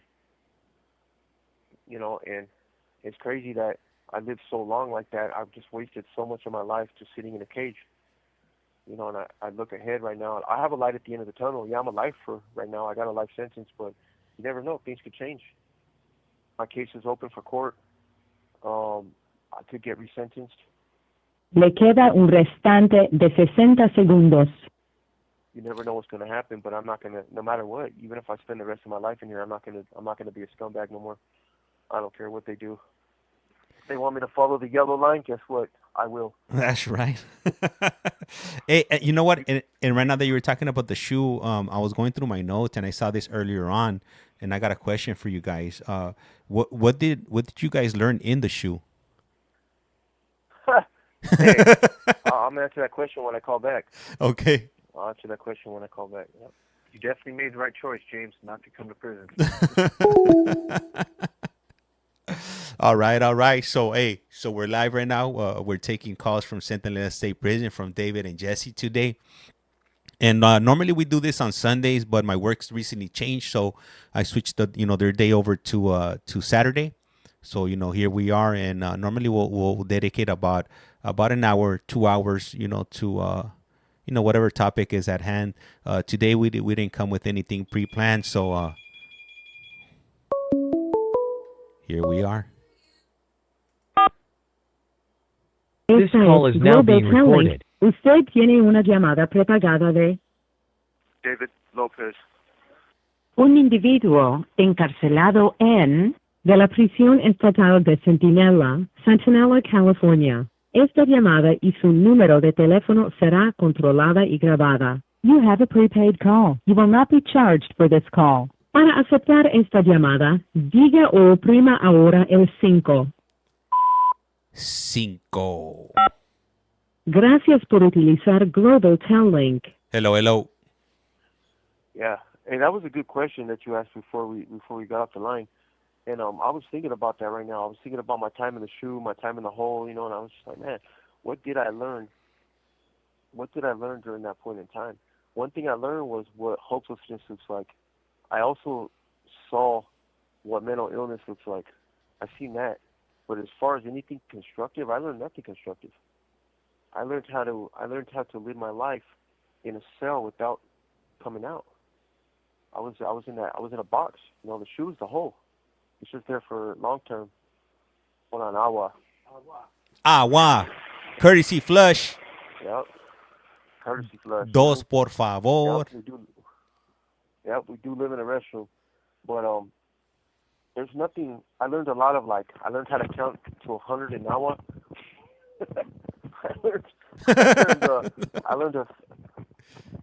I learned some French, but no one understands it, so I don't know if that counts. See what else I learned down there. What did I learn in the damn hole? I learned how to make fishing line out of boxers. I learned a lot of things in the shoe. In fact, I feel like I flourished the most in Ad Seg and in the shoe for me. You know what I mean? Because I'm such a busybody with ADD that I'm more productive when I'm locked behind a door than I ever am on the main line. Except for now. Now it's different. Because now every minute of my days are productive. But when I was on the line before, it wasn't. I learned a lot of self-discipline. You know, I learned a lot of the things. I learned a lot about culture, not just mine, but other people's culture. I learned a lot about religion, because there's really nothing to do there but study, you know. And so I feel like I stayed healthiest when I was there because I wasn't on drugs as often. Esta llamada y su número de teléfono será controlada y grabada. And if you don't, like Dave said, if you don't keep your mind fully functioning, if you're not, you know, if you're not learning things, if you're not studying, you're not reading philosophy, you're not reading culture, you're not reading books after books, things like that, you're not learning to play chess, you're not learning all the things that entertain you, you're absolutely going to see a lot more hopelessness and a lot more mental health problems, you know. So that's where I fell in love with that book, For Whom the Bell Tolls, from Ernest Hemingway. Oh, yeah. Badass book, dude. Yeah, I couldn't read it. It was out of my league when I was younger. Yeah. Go ahead, Jess. Yep. No, but that's absolutely the case. And a lot of times you're just reading some of the things you are reading for no other reason than to go out to the cages and be able to hold a stimulating conversation, because everybody not everybody, there's a lot of dudes that are just bozos and getting goofy there, but a lot of the cats, a lot of the older convicts, a lot of the dudes that are doing a lot of time back there in the shoe, they're all trying to educate themselves. Now, don't get me wrong, the education is used and it's weaponized and it's used in a manipulative fashion, and it's not in the sense of education the way that I'm educating myself today. You know, everything that we do learn back there, we put a wicked connotation on it. You know, we use it for something devious. You know, but at the end, and a lot of it is pride and ego. You know, when you go out to the cage, you know, we used to always say, like, you don't need to know everything, but you need to know a little bit about everything. You know, and so you want to be able to come out to the cages and hold a conversation with anybody, you know, and a lot of the guys are reading a lot of different things, and so it's like, okay, so if a topic comes up, a lot of things we used to do back there is we used to play trivia, you know, and so you want to be able to hold your own in some Jeopardy or some trivia, you know, and so for the sake of conversation, if a topic comes up, you don't want to be the only one standing there that don't know what you're talking about, and a lot of times it's usually pretty stimulating conversations. I mean, don't get me wrong, you always had the gang conversation, the girl conversation, and the sports conversation. That's always the go-to for anybody who isn't too educated in the shoe. Yeah. But a lot of guys there were trying to broaden their horizons through books, you know. And so for me, that's why I feel when I was the most productive when I'm locked behind a door, because I'm not distracted by anything other than what I'm doing. And if I don't structure my mind and compartmentalize everything that I was doing at that time, like Dave said, you know, it's easy to lose your mind. It's easy to become hopeless. Like, man, this is all my life is, you know, because literally the routine is the same every single day, you know. And so, you know, like you spend all them hours in your cell. You come out to the cage, it'll be one day it'll be in the morning, the next day it'll be in the afternoon, and the next day it'll be in the night. You know, so you'll come out, you know, and that's the routine of your schedule. Your Thursdays there's no yard because that's committee day. So you have Monday, Tuesday, Wednesday, Friday, Saturday, Sunday, and so you pretty much you get your 3 hours, 2 to 3 hours in the cage, but you're basically going from one cell to another.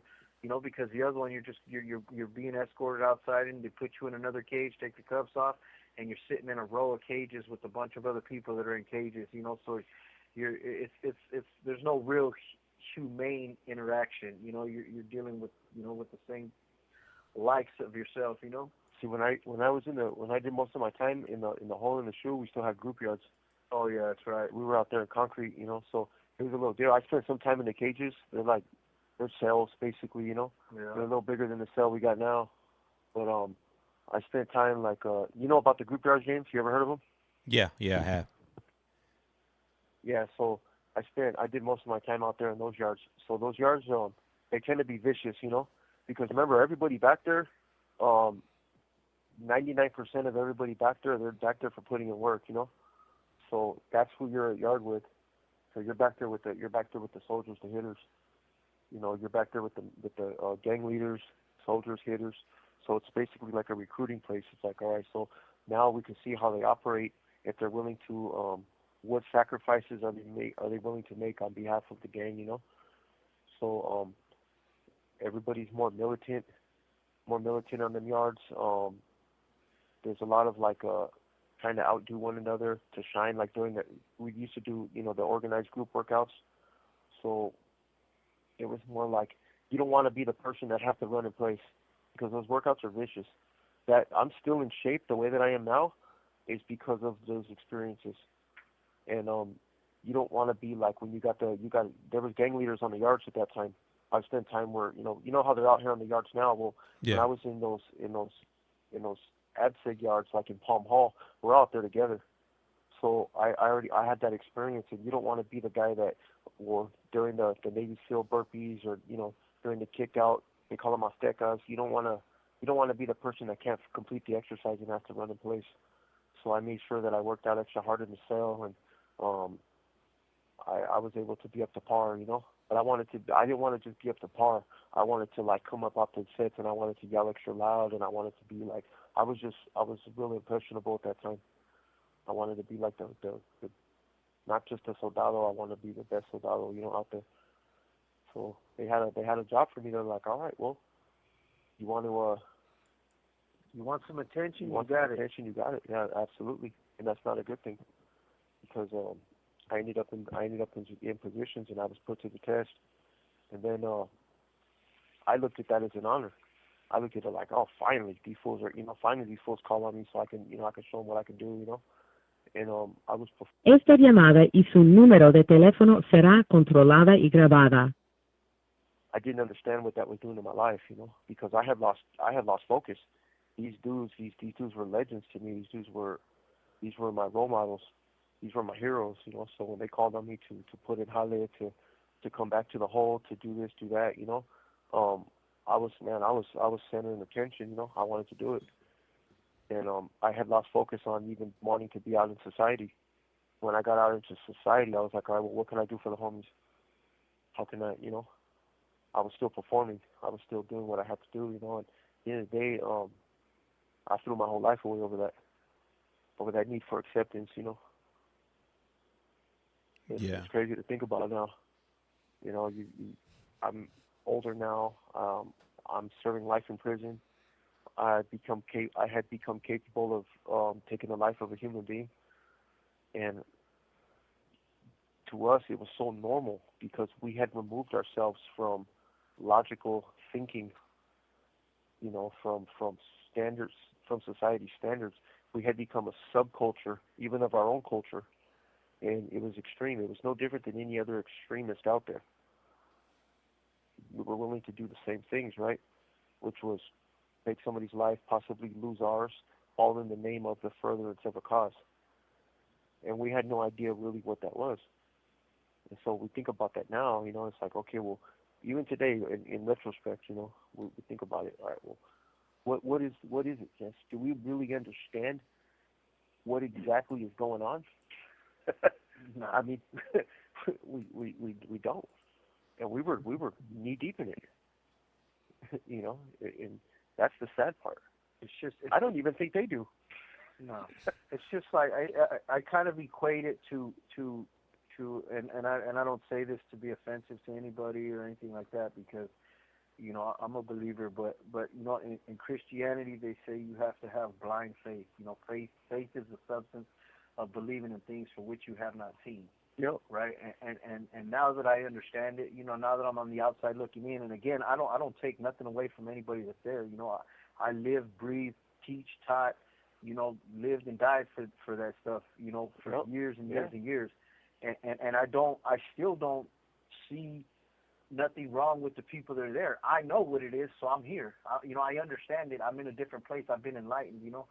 But I've transcended that. But the guys that are there, it's like they know what they know. And for those guys who are doing it, as we used to call honorably, hey, do what you do. Yeah, we're no better than them. Yeah. Because we're over here and we've changed our lives and we're not, okay, well, that doesn't make us better than anybody else over there.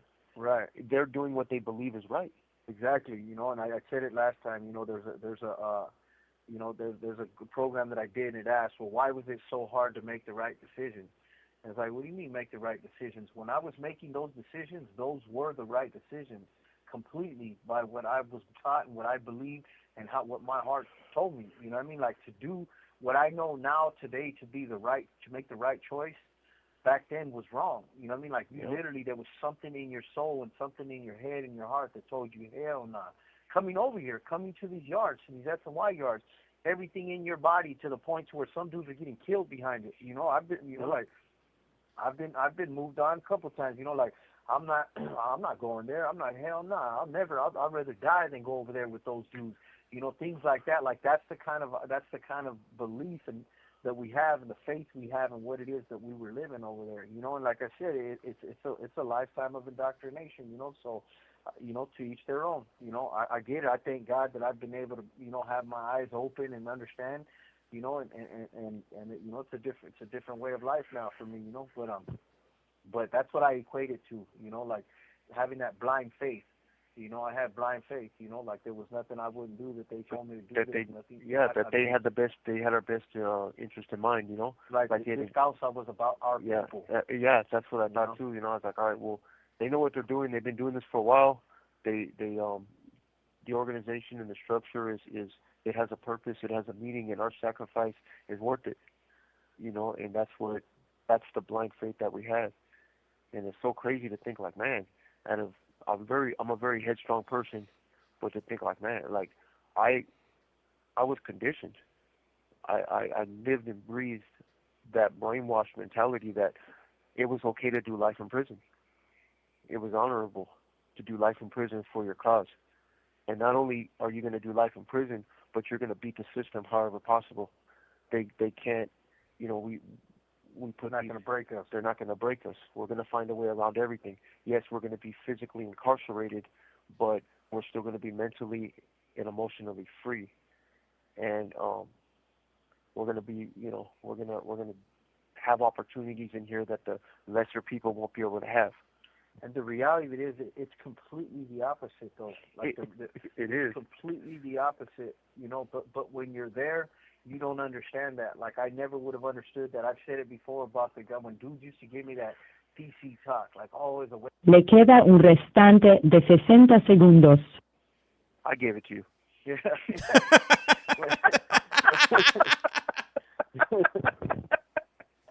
When I used to be on the line, I used to run into fools on the side in transport or in the county jail, and I'd be like, "What's up, man? What happened?" You know, and they'll give me some spiel, and then they'd start talking about, "Oh, it's a weight off my shoulders," and and I was be like, "Oh, I just got tired." Like, come on, man. You know what I mean? Like, I ain't trying to hear all that shit. You know, whatever happened, happened. You know, keep your head up, do what you do. You know, I'm just checking on you, fool, because some of these dudes I know were good dudes, but it's absolutely the case. You know, we're gonna call back right now. Hey, call back. I want to read some messages off to you guys. All right, and welcome to Lisa. Let me see who else. Rita writes, "Wow, brainwashing." Firewolf writes, "Because of another crime, I am serving life as well." Damn, no bueno. And then we also got Michael. Orale, Michael from Santa Ana, OC, joining the convo. Let me see. Rita also wrote this. This is interesting but sad. And let me see. Okay, so Rita, you're asking about the streams for the parole hearings. Unfortunately, there is no parole hearings on the weekends. So I'll be back on Monday, Monday through Friday. You know, whenever I can. Most definitely, I'm gonna be streaming on Monday. But they have restricted my my ability to stream the way that I normally do, where I'm able to show the hearings on the screen. So I'll be streaming the audio only. And then, because they keep on restricting my account for whatever reason, I'm not sure. It has something to do with me copying, not copying or putting the screen of the hearing on my TikTok screen. So from now on, I think I'm just gonna be doing the audio, because I'm not trying to get my account eliminated or made to disappear. Especially since, you know, we're definitely bringing in a lot of numbers as far as, you know, followers or subscribers. So yeah, but I'll definitely be bringing the audio. I'm definitely gonna be having the audio and the image on YouTube. So you're always, you know, more than welcome to, you know, to jump on the YouTube side of things if you do want to see like the individuals that are coming on in front of the Board of Parole. What about YouTube? Hell yeah, on YouTube, mandatory. That's 100%. I'm gonna be on YouTube. Dándole gas. Hey, did you guys? Hey, M-Star Media, did you see the broke man's DJ Khaled the other day on from Connecticut? I think was it yesterday? Man, I got some videos. I got some videos. It's funny. I recorded on TikTok. I'm gonna be. I gotta edit the video, but I'm gonna put it up on YouTube so you guys could go ahead and check it out. Let me see here. Fire Wolf Road. Let me see. My peace of mind is serving life due to another crime. Let me see right here. Then we also got Rita. She was the audio is fine. All right, cool. Yeah, all right. I follow. I follow on YouTube, so I can watch it there. Yup. Got it. Lorraine Cuvo. All right, and they haven't called back. Maybe something's wrong with the tablets, or who knows what happens. Sometimes you never know with GTL, garbage tail link. Sometimes they be having issues and whatnot. So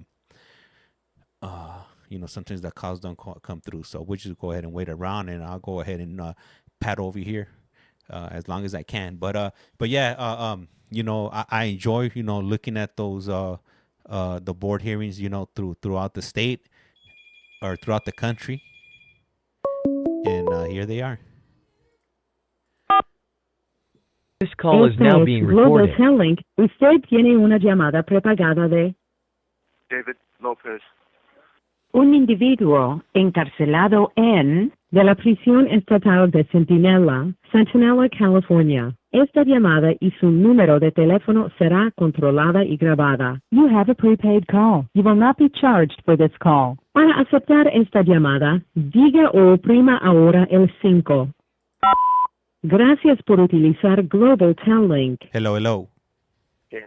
Yeah, we had a hard time calling back right now. The tablet was acting up. Man, We're good now. I thought you guys locked it up. I was like, what happened? Like, they just went MIA on me over here. Yep. Well, we're already calling. We're in the S and Y of SNY now.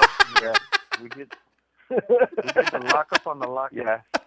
It took we don't know much, so it was quick. Yep. Yeah, so we're here. You were gonna say something, James, before the phone went off? Yep. What you got for us? Oh, yeah, for sure.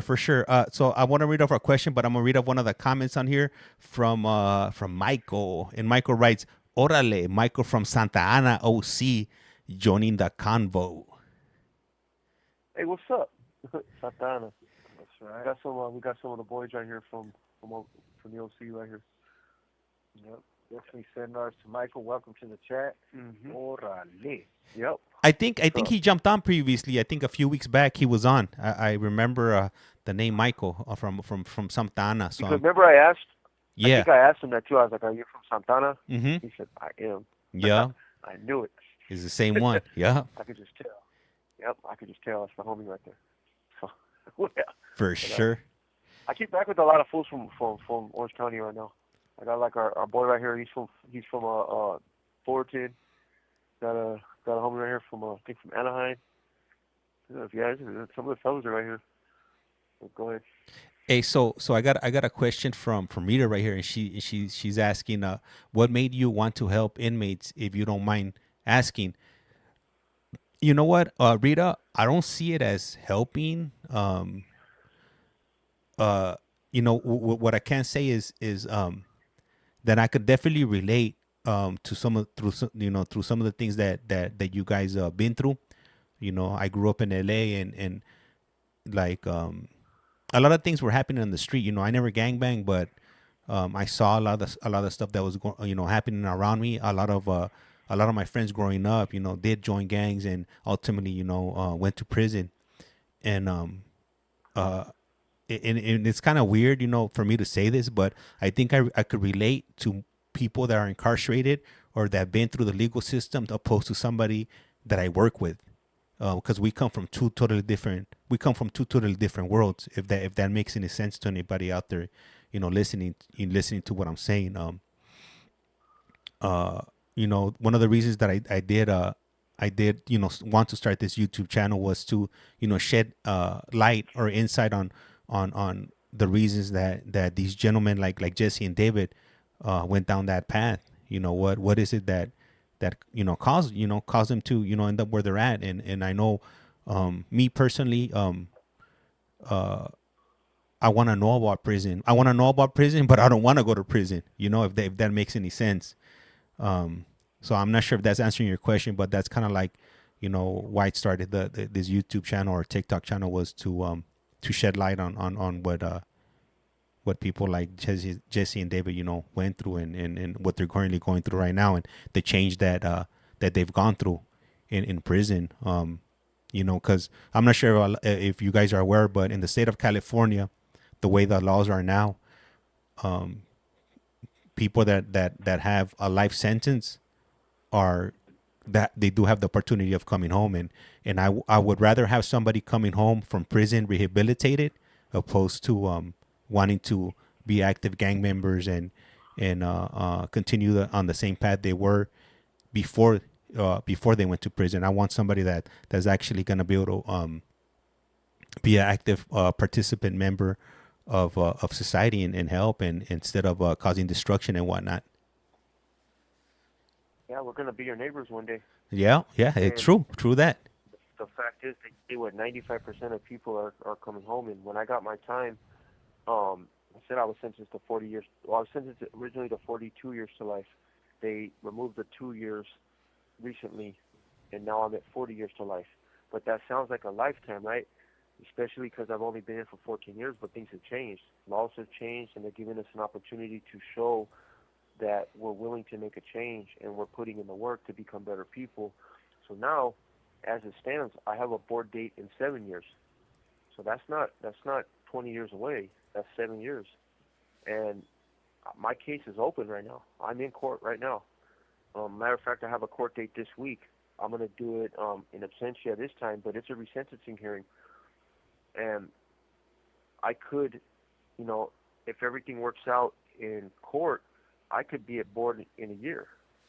I could be in board in a year or two. It can happen. So there's I used a firearm during the commission of what I'm here for. So I got a 25 to life consecutive term tacked on to my 15 to life. So I really technically have 2 life sentences.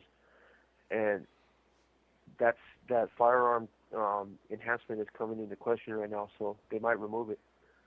So if they remove it, it's possible that I can go home a lot sooner. So I don't want to come back to prison. And I sure as hell don't want to hurt nobody else. And what I learned also, because I help people in here, Jesse and I, we help a lot of people in here as well. We're incarcerated, and we help our incarcerated population as well, but we do it in different ways now. Before, we would have tried to hook them up and get them going with some... Esta llamada y su número de teléfono será controlada y grabada.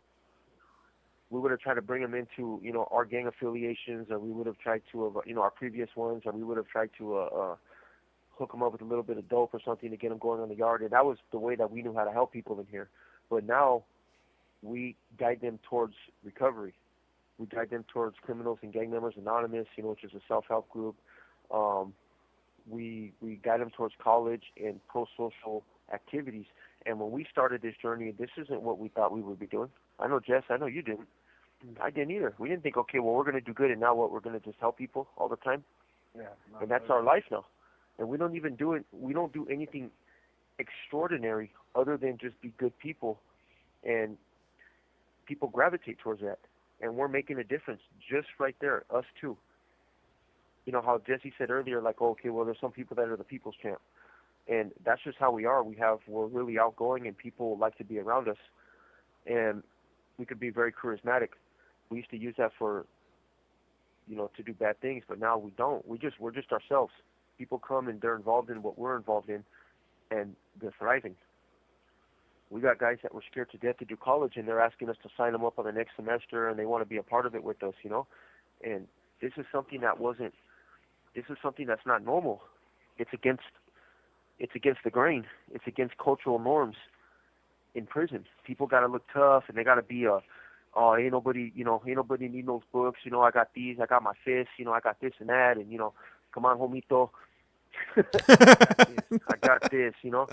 You know what I'm saying? Yeah. That's not what it looks like now. You got a lot of guys in here that are growing their hair out. I'm doing a lot of fades, man. I did 3 fades today. I got these dudes looking clean, faded them up. They're combing their hair to the side. They got glasses now, and it wasn't something that you saw in prison.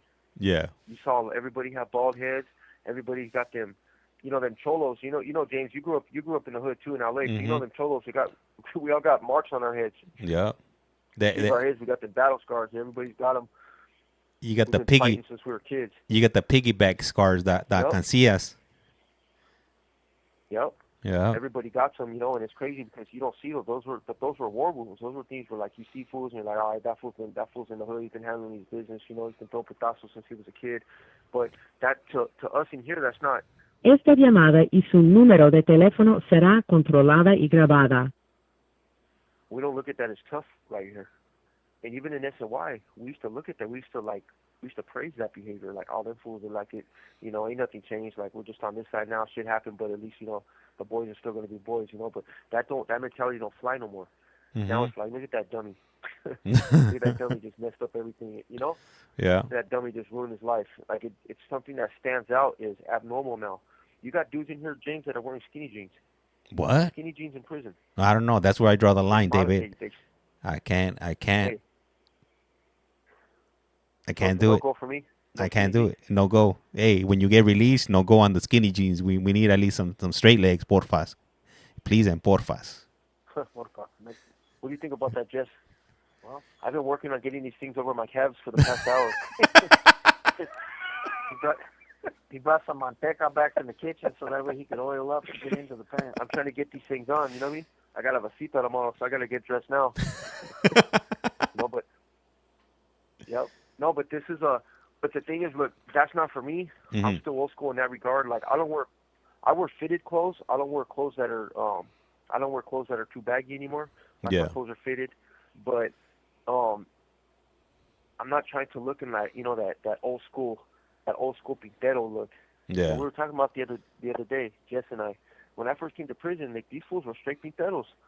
These fools had the big old brocha, how you had. That was like, everybody had one of those things. That brocha right there was a dime a dozen, James, back in the day. I hate to tell you. Nah, man, you're breaking my heart over here. So, hey, every other person has one of those. Yeah. Hey, it's a luxury today, though. It's a commodity today. Yeah, brocha like that is it's antiquated. Is that how you say? Yeah, antiquated. Yeah, you don't see those in here much anymore. Tito, TikTok Tito, he's got one. Hey. This is vicious. He's got a big old white whip. Hey, and right now that you guys mentioned Tito, his girlfriend's in here. She's been she's been popping up, showing some support on TikTok and YouTube. So shout out to Tito and his female Ruca. Hey, let me tell you about that old man. That old man is my boy.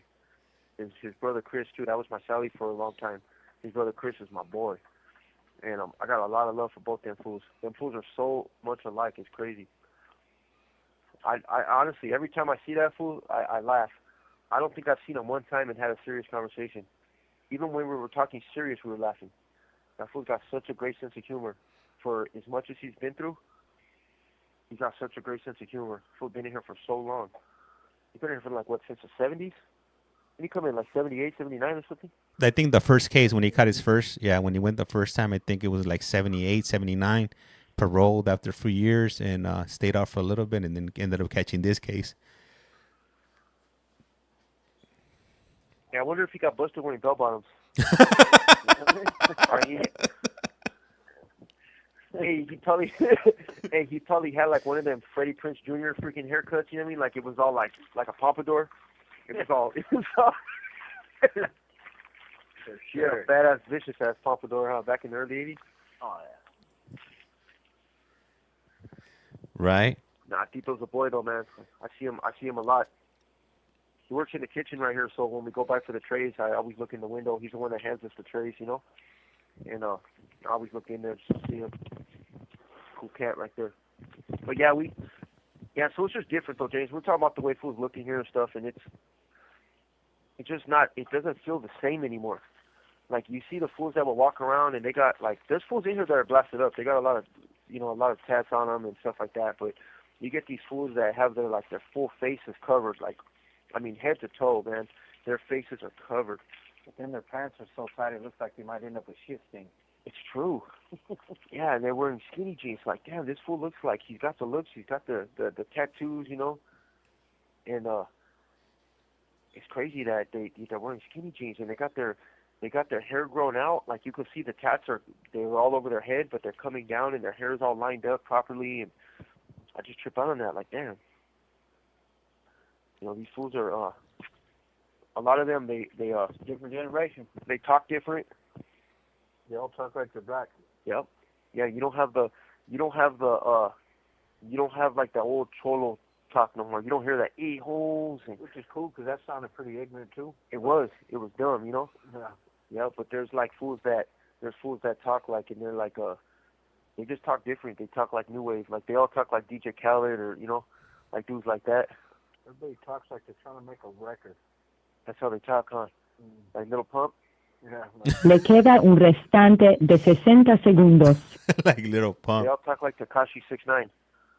Yep, Tekashi 6ix9ine. That's how they talk. That's no Same bueno. way. No Nah. bueno for sure.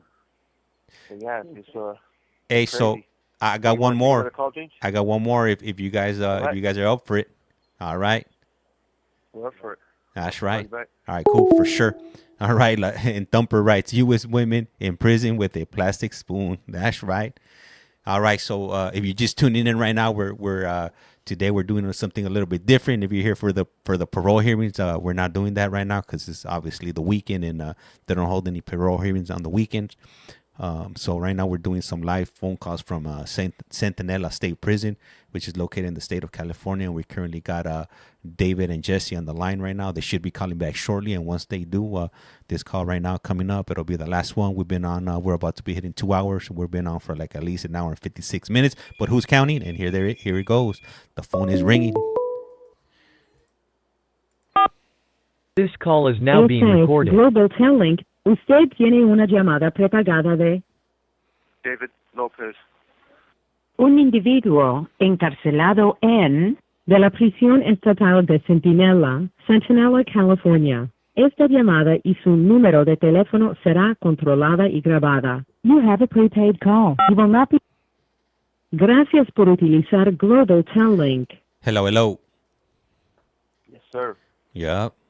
Yeah, so, but I was thinking about those, just thinking about everybody. That's what I do. I just kick back on the bleachers and just talk a lot of crap, and then I just trip out on people, you know, how everything is changing here. So you do it. So in other words, you do people watching, but in prison. That's what I do. It's exactly what I do. I just trip out on everybody. Yeah, these fools are tripping. There's like, on the track in prison, like when you look around, there's always the guys doing lunges on the tracks. You know what lunges are, right? Yeah. Yep. Yeah. So we lunge the track. Like, I never thought that I would be one of those people, James. And I do lunge the track from time to time. Where basically, you know, you walk in that circle, that counterclockwise circle, but you lunge the whole track. And that's a lot of lunges. But there's guys that'll do that, man. They'll do that all day. You just see them lunging the track. So you see that guy. Then you're going to see the joggers. There's different joggers, right? Different age groups. Jesse, he falls in with the joggers. Every once in a while, he'll do horrible lunges. But Jesse's a jogger. This fool can move. Like, I'm serious. You will not believe this fool. He gets going. And he rocks his body. Like, he gets like a cool little, like, he looks like a velociraptor when it's about to start going. Like, he's got a lot of hips in the movement. Yeah. You know, like, the hips don't lie. Yeah, he gets the hips in the movement, and when he cruises, and this fool goes. And there's guys that run a lot. And they'll tell Jesse, they'll be like, hey, you want to run? And Jesse will be like, all right, let's go. And he'll take off, and I'll trip out. This fool's keeping up with them, and he'll keep running. We'll run super laps. Fool run miles, like nothing. Blows my mind. Does it all the time. Hey, Yeah, so then there's that That's job. the only thing that keeps me alive today. Yep. Here's the joggers. Then there's the meatheads, right? You know, we're on the track too. Me, Felipe, Chio, and every once in a while we'll pick up a fourth meathead. But he never sticks around. The fourth never sticks with us. No way. The fourth will hit like a couple days and he'll fall off quick. It'll be like, these fools are serious. So he's gone. Their lack of commitment, they'll Yep. fall at the wayside. Easily, yeah. So you get us, like we're a part of the track movement, you know. But But I'm sitting there. Then you got the guys who are like the basketball players. You know, the basketball players are always like they go straight to the gym or they'll like shoot the ball around. But you could tell who those guys are. There's the all-around guys like Ken. Ken is like a. Ken looks like he belongs with dirt all over him. Junkyard dog. He is a junkyard dog. Like honestly, he has a hat that's so dirty it looks camouflaged. Yep, and he's got one of them big old beards. But you could tell Ken is a good dude. He's got real intelligent eyes, and he's always looks like Hacksaw Jim Duggan. Yep, wherever the dirt's at, that's where Ken's at. Yep, he's always around there. You want to find dirt, you'll find Ken. Soccer field, softball field, anywhere dirty, he works back there in the shops. Yeah, he's just one of those dudes. He belongs like with a wrench in his back pocket. You know what I mean? And a cigarette hanging from his mouth. Yep, some oil on his shirt. You know, that's just Ken. Hey, and I want to take this moment real quick to so just think about that, right? Like what Dave was talking about earlier with respect to what people, you know, how people look and just how the culture of prison has completely evolved, right? So Ricky's 53 years old. Ricky has over 40 years. He has 40-something years of incarceration, you know, under his belt, which is crazy. You know what I mean? Like, well, because he came from Hawaii and all that too, right? Yeah, he was in the California Youth Authority. He gave back his previous number. You know, he's got this number now, the T number that he's been down on 25 years. But overall, he's been in the justice system for over 40 years, since he was about 10 years old. He's 53. And the commissioner even brought that up the other day at board, you know, like, man, Mr. Black, you know, you've got over 40 years of being incarcerated off and on, and, you know, and like I said, 25 years this time. And so just imagine, you know, which is, I think, worked in his favor, because these people have seen the same things we see, they know, they see how people have evolved. They can look at you know, like the way James put up the booking photos and stuff like that, you know, on the channel. You could see the evolution of some of us, you know, and you could see in some of them where we go to darker places, and you can see some of them where we're in lighter places, you know, but you can definitely see the evolution. So just imagine what it's been like for Ricky, you know, just imagine what how he's watched prison and the environments and the cultures change. He's done time in all these 180s, these shoes everywhere as well. You know, he's seen a lot of things along the way. And just imagine what it was like for him, though, to see prison in, you know, the way it is today, right? And imagine how prison sees him today. You know, a lot of these guys would never even understand where Ricky came from, who he is. Yeah, he's all sleeved down and everything, so it's kind of pretty evident that he's, you know, probably done some time. You know, he's covered, you know, from neck, you know, below his neck down with prison tattoos, you know. And but to be able to go out to society now, you know, like after experiencing all these cultural changes in prison, it's going to be nothing compared to what he's going to face out there going to society, because this is all he's ever known. However, I believe that Ricky is truly ready, you know, for whatever, you know, whatever he's done the work to prepare himself in here, dealing with all these cultural changes and these personality changes and you know, these styles and this and that he's done the work necessary to prepare himself for society. But I still believe it's going to be a shocker. I still believe it's going to be like, wow, you know what I mean? Like, and so we talk about that. You know, Rick and I, we're in the shop. We're just like, man, it's a trip, like to see where we're at today, and see, you know, like, because our objective is to when we transformed our minds and our hearts, you know, the thing was to also transform our appearances. You know, like, we don't, you know, there's only so much you can do when you do have tattoos, but you also want to give off a different vibe, and that means, you know, Ricky grew his hair, I started growing my hair, you know, like, you change your appearance just for the sake of, like, hey, I want to transform my full identity, you know, I want to transcend that person completely. And so when I met him, he was bald. Yeah. And then if you see all the pictures that James has of him, he's bald in all of them, you know, most of them, you know. And so he didn't feel comfortable growing his hair on the 180, because that was a vulnerability that somebody could grab his hair if things got out of hand. So he wasn't about to have no hair, you know. Got down to the level 3 and was like, all right, well, I can grow my hair now, you know, because he's actually native. He actually has native blood. So, you know, now he can get in touch with his roots a little bit. But, yeah, so it's just a trip, you know, like Dave was saying, you know, you didn't got anybody with all the big whips and all this and that. And the reality is Ricky's from that generation. But you know, you speak with them today, you know, and you see the transformation, the very same transformation that the board's seen, you know, and they felt comfortable letting them go. You know, and I believe letting them go out to society and being out there in the free world, there's going to be some adapting, you know, because some of the changes that have happened in prison has been a hard adaptation for him, and just like some of us, you know, but going out to the society, he's going to be like, wow, you know, like we see it in here, you know, the younger cats coming in here and this and that, they're of a different breed. You know, fortunately for Ricky, he's not going to be out. Esta llamada y su número de teléfono será controlada y grabada. No younger people, you know, and so it's just a trip. So, you know, and when you say that, because we sit out there at the bleachers and we see the difference, like, man, this is not the same prison it was 20 years ago, you know, and it's not the same place, you know. And like I said, Ricky comes from that generation, you know, he's even a generation before us, you know, he's 10 years older than us, you know. And so it's a different time. So he's seen a lot of different changes, and now he's a part of that change, you know.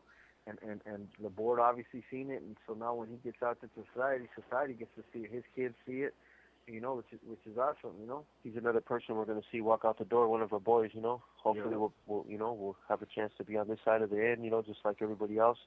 Yeah. Like, you know. And it's a great thing for us. I mean, you know, because like you said earlier, it's one thing to see what other guys get found suitable, but when it's one of your friends, you know, it reignites that. Ricky and I have the same attorney, you know, so, you know, he had, you know, the attorneys don't get you out of prison, but they definitely help you tailor your situation a little bit to be more accommodating. And so it's definitely gives more hope to me, you know, that next year when I file my petition, and hopefully I get granted for the, you know, the end of the year, anytime after October, and then, you know, I'll be able to have the same success. But seeing them, it's just like, well, you know, that's just one more for the good guys, and gives me a whole new, you know, level of hope. And that's who we hope to be for people in here. Like you were talking about helping people earlier, you know, like sometimes it's as simple as that. There's dudes still lost in the sauce out there. There's a lot of guys walking around here that never even said 2 words to Ricky, but they're like, you know, they see it. They know what it is. You know what I mean? Like, you know, they know where we're at, and they know what we're doing. And hey, Rick, congratulations, you know, because they know that he's sincere, he's genuine, he's committed to doing what he's doing, you know. And so he's helping them, even if he doesn't even interact with these dudes on a regular basis, because some of these cats that are still lost in the sauce, and they're looking at it like, man, you know, that's one more guy. And I know, because I was one of those people before. When I used to see people, you know, getting found suitable and I'm still messing up, I'm thinking in my head like, man, what's he doing, you know, so different, or what's going on? It started to help me start to question what I was doing, and it gave me hope. Well, you know what, I know that guy. I remember, old boy, he used to be a fool and this and that. And it's like, you know, if he could do it, you know, why can't I do it? What makes him so different? He's not doing backflips off the top of the bleachers, or you know, he's you know, whatever he's doing, it's within my wheelhouse and my capabilities. So let me find out. So he's helping, just even by getting found suitable, he's helping somebody. He's planting a seed of hope into somebody, you know, and it definitely reignites my hope, you know, and motivation. So it's cool, you know. I was talking the other day with somebody, and I was just like, man, you know, I can on my hand, I can count everybody, you know, in our circle will be pretty much leaving, you know, people that matter, you know, as far as, you know, for us, you know, they're pretty much all going to be gone in the next year, you know, and it's like, dang, so we're still going to be here. And I was telling them, like, man, as long as I go, fortunately for me, is I got Dave right here with me, and he's not going to be taken off, you know, but then it's going to be like, what happens when I'm going to be the next one, and then you're going to be here, you know? Yeah. And so but by that time we'll have new people in our community, more than likely, so it'll be a little bit different, you know, but it's going to be fucking rough. Yeah. It's going to be fucking rough, dog. I'm going to go through some shit, James. I'm going to call and I'm going to just be like, James, hey, can you do me a favor? I'm going to be like, can you ask the homegirl Thumper how she got the pepper spray out of her eyes? I have it in my eyes right now. I can't. James, can you hold me? Hey, and I'm going to tell you, you need some milk. Oh, yeah, get some milk. Yeah. Get the leche. Get Yeah. the ASAP. Yeah. Then we're going to have some Activo on here. Hey, have you ever tried salt?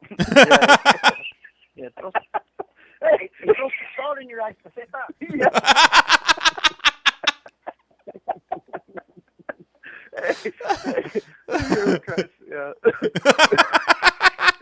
Hey. It's what it is, you know? Yep. And the funny thing is that somebody would put something like that in the chat. For sure. Hey, you know, and they come in like, remember like that fool you had on the video, the Mortal Kombat? Esta llamada y su número de teléfono será controlada y grabada. Yeah, yep. Whoopsie. He comes in real quick. He says just a way out little freaking, you know. A quick jab. Some unnecessary statement, you know. Yeah. Yeah, a quick little jab right there. Yeah, have you tried acid? What the hell? Yeah. That's what you get for locking it up over drug debt. Oh, crazy. I think, yeah.